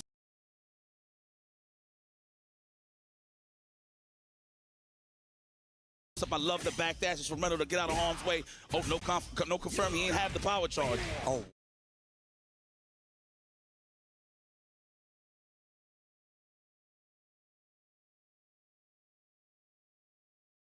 Starting to find these spots where he can jump in. Not a counter hit, but he tried to hit a button, so he eats the damage. Unfortunately, he thought it wasn't active, and he thought it was done already, but it was still active. On the level 1, it's all right. Scoop. We in this corner. Dark Angel knocked down in the corner. There's another rev blow. He's about to touch the green right here. There it is. Oh, what a check run up throw. I like that. Little crouching light punch. Then he runs in, sets him up for the throw. Dark Angel's got an opportunity now. Take that momentum back. Reynolds is up 3 games, though. Put a wind on the fingertips right now. He look like he's shooting a free throw. Oh, there we go. Tomahawk. I'm in there. And I like tomahawk steaks. I'm just throwing it out there, FYI. All right, so we're going to chase? No. We're going to go roll back. Kick back and relax. See what he's going to do right here. It's going to be a jump in. That's what he's looking for. He was trying to hit him with the jump roundhouse, but the early jump in from Dark Angel defeats it all the way through. Psych! High nice, dodge. The high dodge. You see the slow-mo. Dark Angel getting around on the board. If he can get this next series right, the rev blow not going to be close enough this time. And Dark Angel gets a game on the board. That was godlike. Backdash and get the whip punish on the rev blow with the geyser. That was pretty smart. All right. Finding some footing here. I see you, Dark Angel. Like this. I like this. I personally want to see it go to the distance, but you know, you know what I mean? I don't want to mind Reynolds getting busy, you know what I mean? Which he is, 3-1, right? Almost had the punish on the whiff throw. There it is, blitz ball. He's trying to condition him to jump so he can hit him with those patented tomahawks. Release me, says Krauser. Bro, this is getting dangerous. Trying to scout the jump, playing the fireball projectile game right now. Finally gets a big hit. Yo, look at the grin on freaking Reynolds' face right now. He means business. Oh, nice. What a way to size him up. The back dash is to catch him on landing. Okay, wake up, Buds gets the counter hit. He's got the bar, but you got to be careful of that rev gauge. Cross under, no. I like the rev. Get the hell up off of me. Okay. Oh, no. Oh, wow. Got the counter hit, and he tries the tomahawk to get in there, but he's in trouble. Big, he's got. He does have another power charge. I believe Reynolds was trying to mash, and he got blessed on the way in. He had no choice. Oh, and that's gonna do it. Dark Angel starting to make some headway in this matchup versus Reynolds. That would have been gangster if he woke up EX command throw. Well, he don't have EX, but just command throw in general. All right, there it is. Nice on landing. There was a lot of empty jump scenarios where Reynolds was safe, but met him with the sweep. That was very smart. Okay, he's getting acquainted with the JDs. That one in between, he could definitely punish, so he got to be careful. Reynolds, nice, another one on landing. That crouching roundhouse is a landmine. Where you going? Oh, right on time. And he's overheated, but he still uses the super, takes off a chunk of damage, closes the distance. These air exchanges definitely working out in Reynolds' favor right now, and now he's back on the defense. Look at the stand normals. He's respecting the space, jump in again. He's got bar, but he's not going to be able to get the kill. And almost, there's a throw. Not dead just yet. Dark Angel's got a chance. The tomahawk. Oh, we cooled off now. Oh, nice to chase. Look at Reynolds. All according to plan, huh? Oh, my gosh. Yo, stop. High-level gameplay right here. Yo, I'm getting nervous for both of these guys. I'm not even going to lie. Same, bro. I'm like, bro, what's going to happen here? I didn't even know Blitzball could counter hit like that. He flew in the air, so just everything is a punch. It's just damage on the side of Krauser. Hello. Oh, meaty. Uh-oh. Condition him. Is he going to jump now to bait it? Not yet. Oh, another one. He has no reversal, so he's going to have to take the JD or wake up super if he really want to check. No sight. We're going to wait. High dodge. Wow. Counter hit, too. Oh, you almost caught him on whip. Where the hell you going? He's getting a little fidgety here, Steve. He's trying to jump out this corner. Now he's going to have to guess again. He's making wood angels. Damn. The geyser. And look at how that just put him right back in the game. The next exchange could be something big. And this geyser just put him on winning point with the standing lights. Dark Angel with another one on the board now. I like that a lot. I like that he just kept this safe just for raw damage with the guys. And mind you, if you jump and you do it at low altitudes, you can't JD, so it's like a good option. And I'm pretty sure if Reynolds had a chance at JD, he'll probably be popped up and pushed out a little bit. So regardless, he probably would have been safe. Don't quote me on that, but it looks like it. You know what I'm saying? We call it how we see it as it goes on. Those jumps are really starting to get scouted by Terry. Reynolds needs to take that and change up his approach. Look at this damage he's going to get after the knockdown in the corner, too. 1, 2, 3. You want to learn your alphabets and your numeric orders? You listen to Terry Bogardian, the knockdown. Okay, wait a minute. Nice scout once again in the high dodge to call it out, but didn't get the combo. This is going to be a counter hit situation for Reynolds. He's going to be able to do big damage. He's in SPG, and he's got the side switch. Oh, my God. He lost half. This looks like a divorce. I'll take half. Wait a minute. You can't get hit again. Those wild punishes, bro. If you get hit, we know Dark Angel's got those. So if you walk into something sparingly, and once again, catching him on the tech side of the corner. He's been doing such a good job of reading the roles of Reynolds, especially taking full advantage of it. And now, Dark Angel 1 round away from tying up the set. Nice cancel to get the throw. So much cash to spend right here. Look at this, full bars. These guys are stars, literally. Oh, bars. Oh, wow, nice that. Set that up like a little frame trap. I love it, a space trap, I should say. Looking for that hit right now is Reynolds. There is the high dodge. He saved it, too, just to get the positioning here. Oh, yes, close up the delayed tech. Unfortunate here for Reynolds. Cross up. Thought it was going to be an empty. Stays in the front, hits him with the target combo. Nice little rev to push him out. Oh, big punish. Nice and easy. Is he going to do it? Say it with your chest. No, not yet. Okay, Chase. Trying to snipe out the jump. And he needs to be careful with those jump ins. We've seen Dark Angel be ready to deal with it. Blitz ball, too. They're just conditioning. Oh, wow. Needs to be careful now. I feel like that kind of helped out Dark Angel in a lot of instances. Back dash is caught by Dark Angel. He's got the meter to close this out. Pending no drop, this should be the round. 2 times. The level 2 for the finish that we're going to make sure it kills. Man, good stuff to Dark Angel. I like how he adapted, man. He's just playing the game. So the thing is, he's conditioning Reynolds pretty well right now. Reynolds doesn't have a reversal naturally, right? And obviously, Reynolds trying to keep that cash for the big damage, for the cash out. So, gonna make a decision here. I don't know what we're thinking here in the character select screen, but I do feel like he should just run it back since he already warmed it up. Keep it solid with the Krauser. And mind you, I'm being biased just because of the match being so great, because I want to see both of these characters. There it is already. Opening Gambit with the Tomahawk. Okay, going up to a lot slower game on the side of both of these guys. Kind of initiated in the strategy, so now it's all about who's going to adjust faster and better. Okay. Nice. That is a punish, yes. You can't fully commit there. That's the thing about that record, that you can really steal turns. If people ain't, like, hip to it, definitely can take advantage of it. I haven't seen not one clean whip punish here from Reynolds. That's how you know he's trying to find that perfect opportunity to condition him well. Nice. The wake-up buttons, forget your delay. I'm not scared of your offense. Oh, yeah. Jump back, want to kiss myself. 96% on the rev. This is going to be disgusting. Jump. Oh, big counter hit, but not close enough. And luckily, a counter hit on the 2C there. Gonna get the full conversion with the air throw. Oh, that's a 2C. Yeah, I'm pretty sure that's a 2C, not his high dodge. Okay. Nice. All right. Oof, the turnstile, the roundhouse.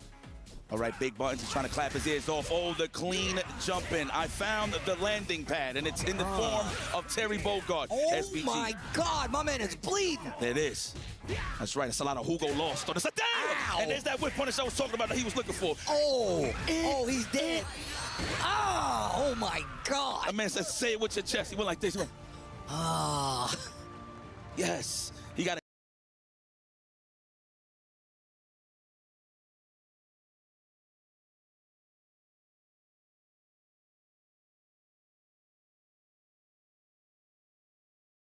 Good confirm here on the side of Dark Angel. Rev, get the hell up off of me. Espacio. I like the stagger right there on the stand lights. Too low to JD. Oh, that is so good. These guys are locked in. I know Reynolds wants to hit that button early, but he's just trying to get the JD. Scoop. Side switch. Oh, wild punish, no combo. Dark Angel looked out. And there we go. Wild punish with the power charge. SPG check in on the side of Krauser. Throw the side switch. That was so good. Neutral jump, but he catches it again. He's been scouting that consistently this entire game. It's just in a scramble. Like, you're already committed to one thing, right? What Dark Angel, they did like a crouch jab and recovered in time to hit him with the DP break, the anti-air. This man is on when his eyes are peeled. I don't even think he got eyelids. Chucks a plasma. Oh, that could have been the sweep this time. Was looking for the shimmy, well, the throw bait in this instant. Reynolds doesn't bite, though. There's the blitz ball just to move forward a little bit. Get a little bit of this real estate.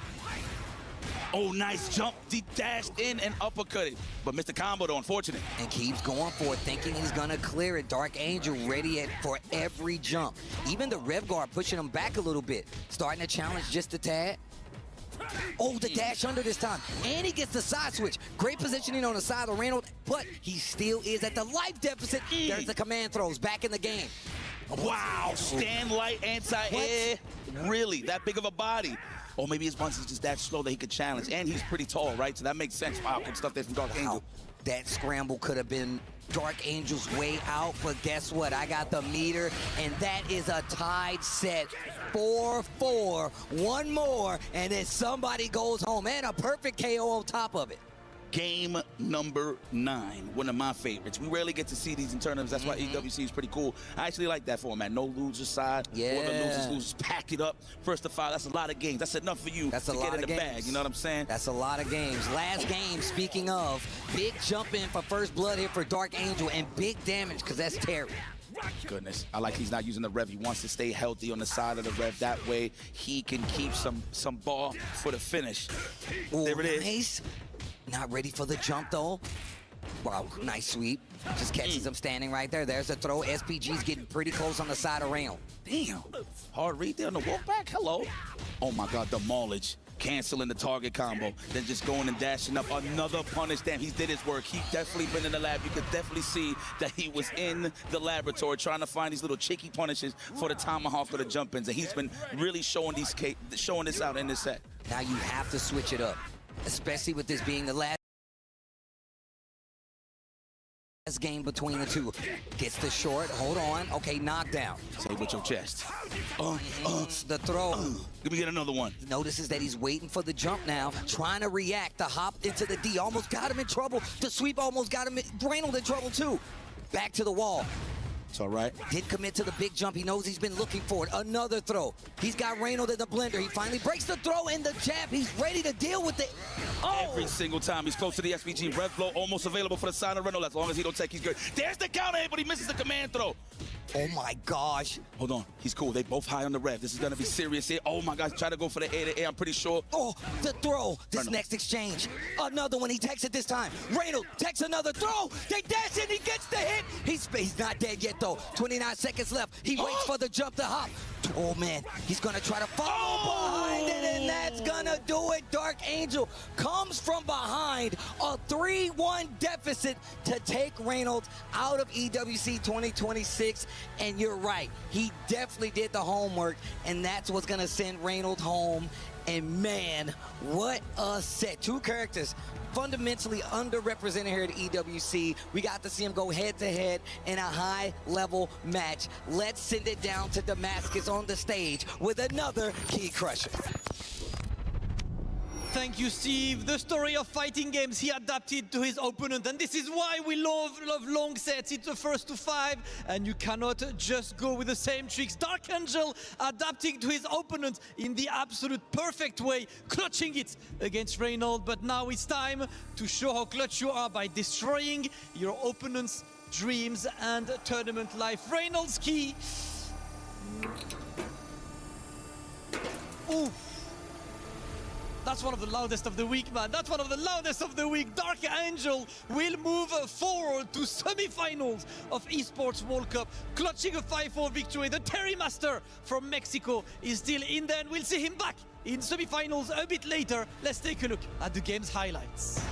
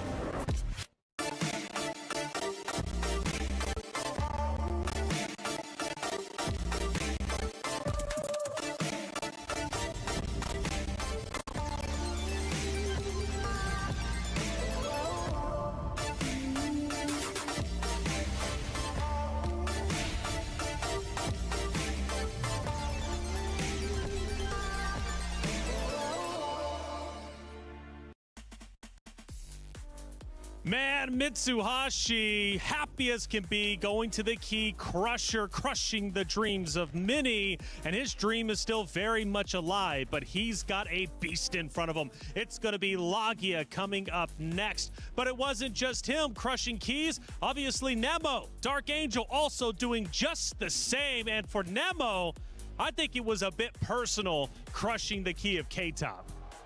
I mean, Nemo put together that poster with all the Mr. Karates that qualified for Esports World Cup. That's looking like days of future past. He crossed out the last Mr. Karate. They're all gone, and that's thanks to him. 5-0. Wow. Dark Angel versus Reynolds. There you see it. Reynolds' key gone, done, and dusted out of the competition. Viva Mexico! I know you're pumped up. Nothing but pride, man. Not only he won, but the way he won. He was down 2 games, able to collect himself, being able to bring it back against an opponent that is such a tyrant, bro. Shout outs to Reynolds and all of the American community. Today it was Dark Angel who got the win, but man, I could not be more proud at this moment. Colts, he could go all the way, but he, of course, has to take on Nemo. Not going to be easy, but for what I'm hearing, we've got a lot of people breaking down the action, not only on this stage, but also virtually. And from what I'm hearing, Mr. Karate, we got him. We'll bring him on in virtually into our studio and get his thoughts on the competition as a whole.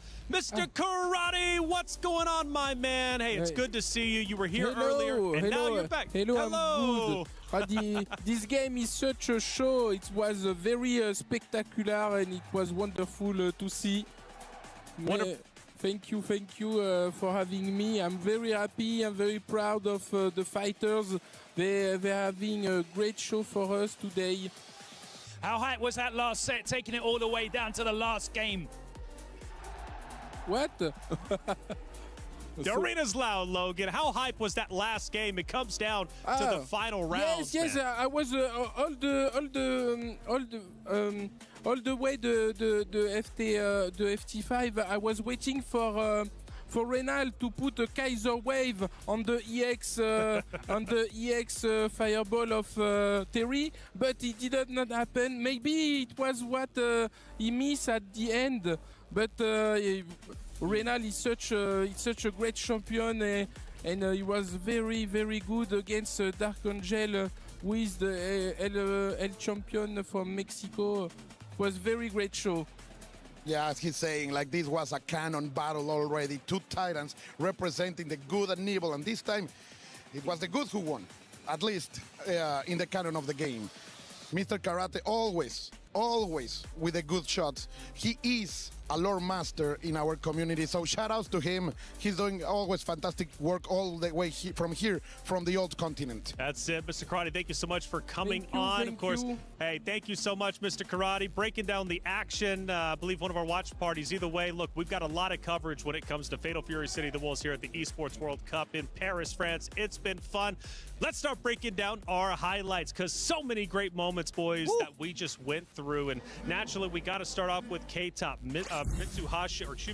K-Top earlier going against Nemo. This, again, was personal, Logan. You talked about it, the Mr. Karate. Nemo, not the biggest fan. And let's not forget, K-Top chose his opponent. Absolutely, and it definitely backfired. These highlight reels are not going to be the same length, by the way. 5-0 for Nemo. He definitely had done his homework. It was a hateful beating against the character, certainly not against K-Top. A lot of respect for him as a player, but boy, he has done his homework here. And it doesn't matter what your twin brother knows. It's not good enough to stand up against Nemo. He is flying. To be honest, all this week we have seen no other than K-Top being so on top, never hesitating, but today Nemo completely changed that. He made so many mistakes. Nemo's actually just won 8 games back-to-back against Mr. Karate, by the way, beating VXPal 3-0, so he's on a bit of a run. He's looking to change the meta himself, okay? Personally, himself. To be honest, yes. To be honest, yes, he is. Like, he has been very vocal about it. It was Dark Angel versus Reynolds. Yes. There's your guy, man. This series could have went either which way, but it goes down to the final round. A lot of celebration from Reynolds. Dark Angel stayed locked in, but in the end, it was Dark Angel. We saw a lot of highlight clips of Dark Angel at the start of the day. His counterplay. How good was his anti-air counterplay? His conversions were crazy. And you can see how that changed among the rounds. During the 2 first games, he was not doing that a lot, but then he was starting to do the Yabas and anti-air. Yeah. Fantastic counterplay over there, but with the one who represents La Raza. So here we go. Only 4 left. Oh, I'm so excited right now. People, like, my hands are shaking, bro.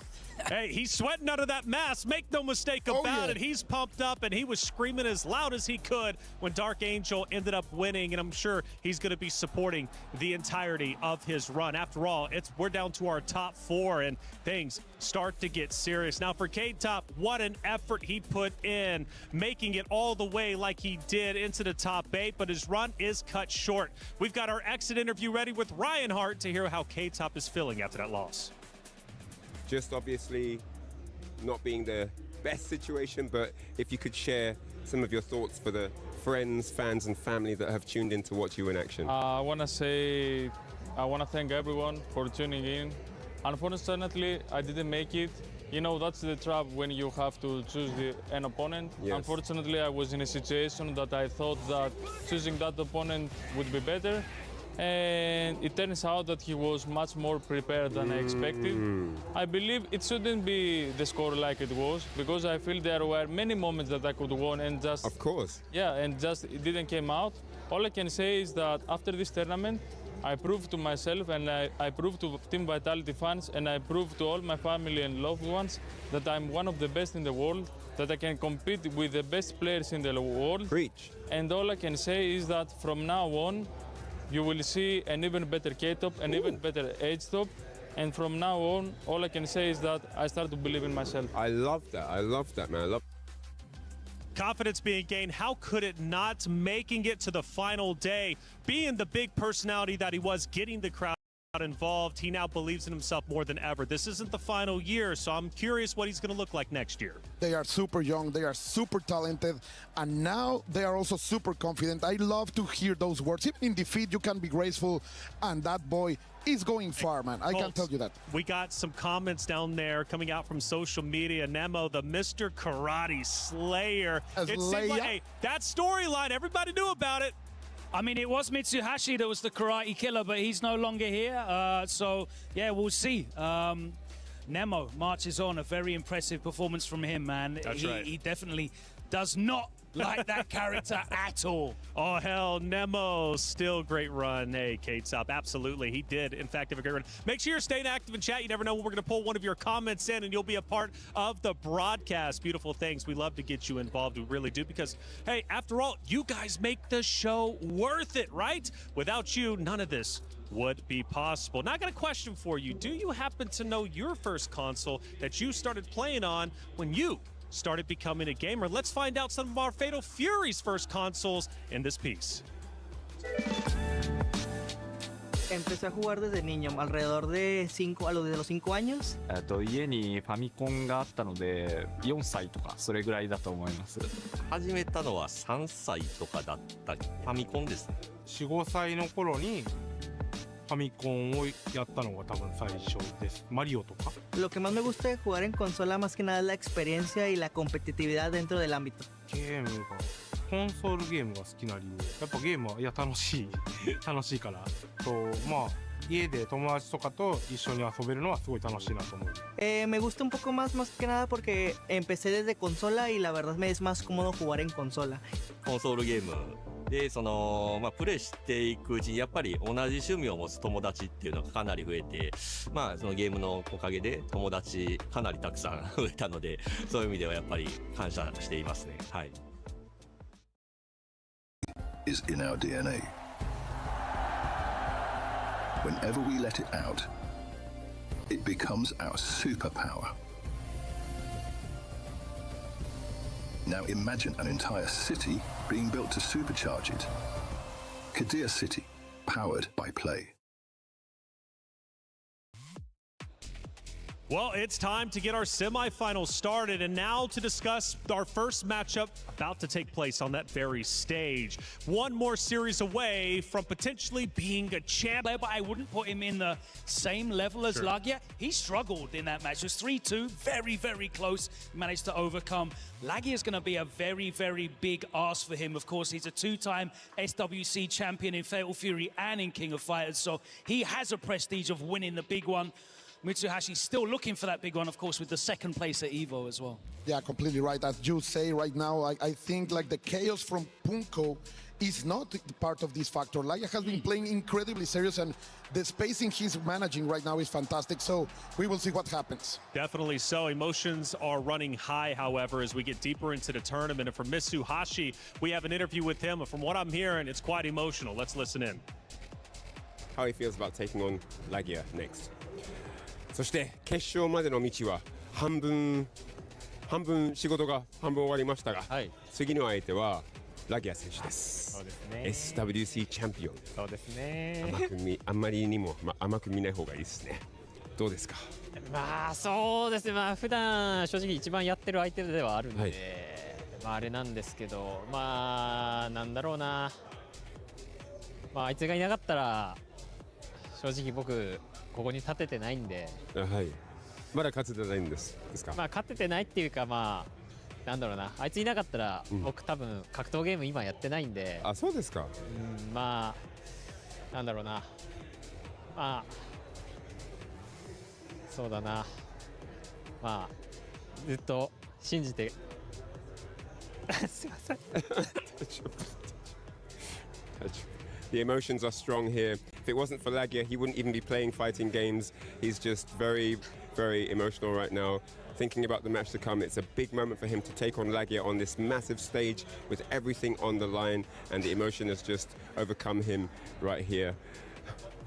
And it's going to be a huge, huge battle. You can see what it means to the players here at EWC. Mitsuhashi, 頑張ってください。すいません。ありがとうございます。大丈夫です。This ain't no regular thing. King for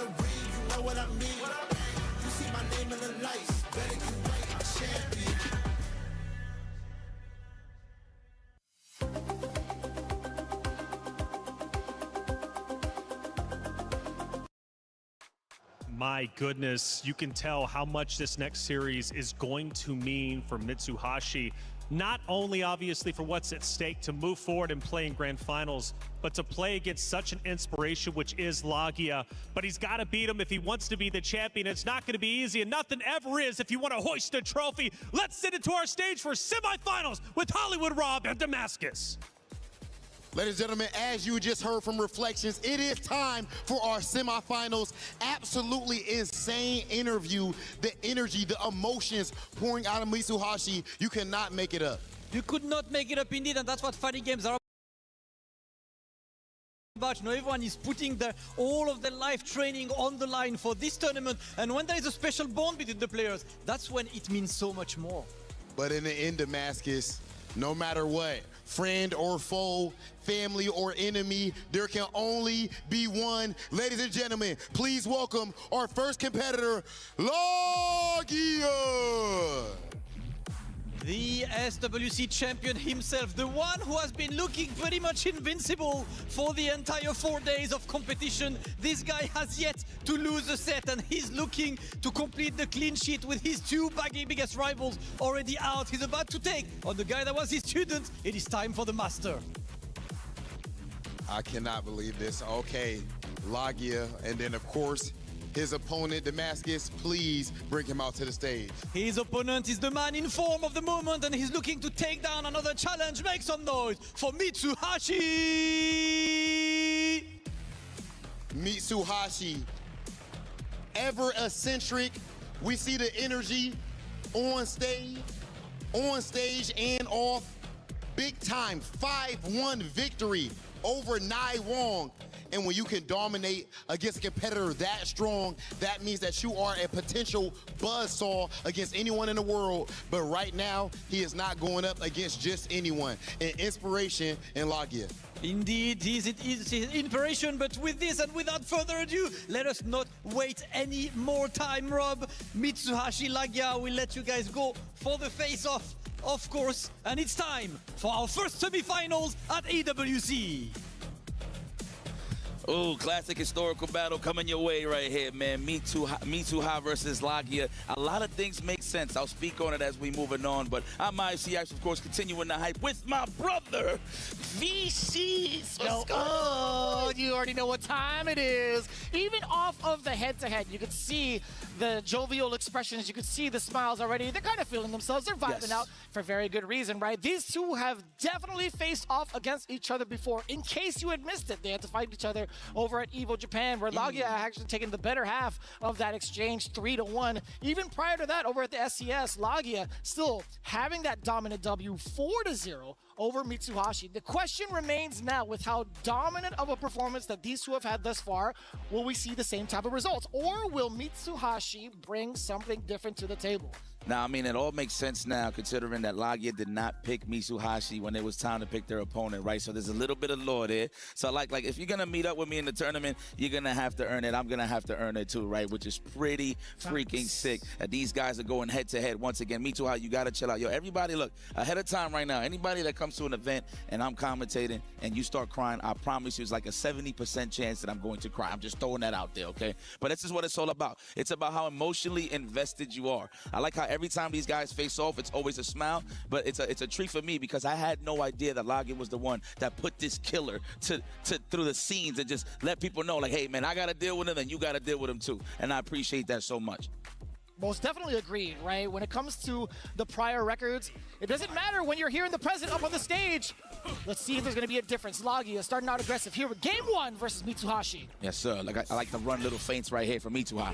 He's trying to size him up for that lovely, wild punish with the stand round. I've been landing that so much throughout the weekend. Throughout the week, I should say, the wake up early on. I like that. Put it in his mind that he is not scared to just wake up, and he's going to keep him honest. Yeah, is that going to mean Mitsuhashi's going to be a little bit more weary about the approach if he does get the knockdown? Oh man, yo, Lagia's been getting away with so many of these dashes. The wild punish, far D, full conversion. Gonna build up enough meter for the Dragon Fang. There it is, all the way to the ceiling. Let me see something here. The JD, I thought that could have been a DP break, but that is one of the most safest. But wow, what a way to range out and punish the crouch jab check attempt from Mitsu Halagia. First blood. Oh, it's so clean too. You see the stomp, the spacing trap afterward. He gets on his knees and hi-ya, gets the down C. Jesus Christ. And there is the roundhouse. Yes.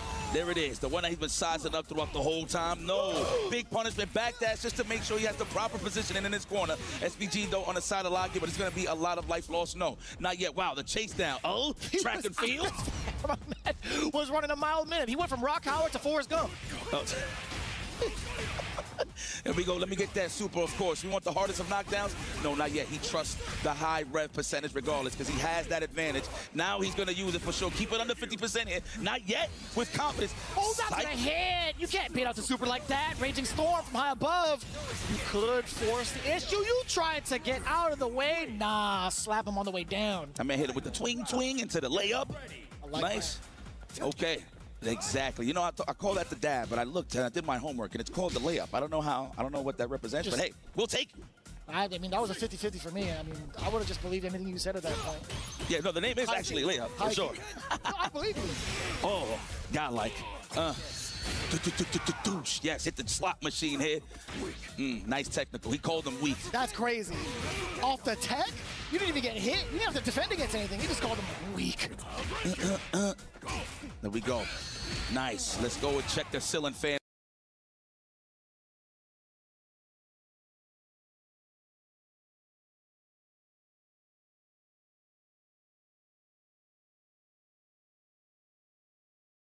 On the side of me too. There's the JDs. The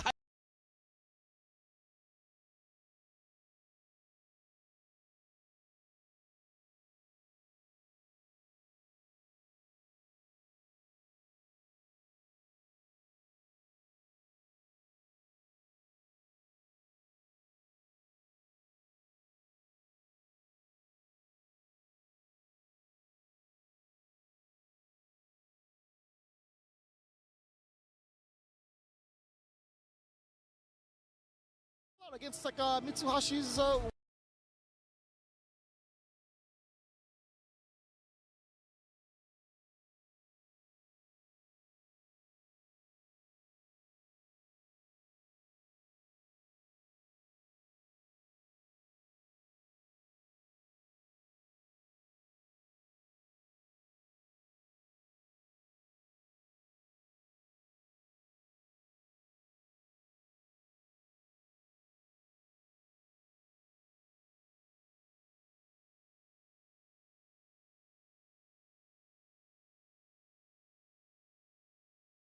Commando, pardon my back says Gato.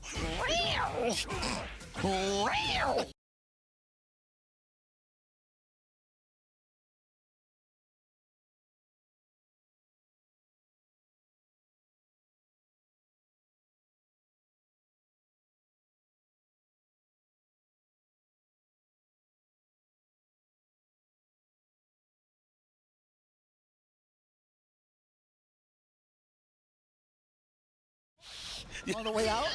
I can't believe it. I can't believe he felt it. That was pretty good. Oh, the level one, no, not yet.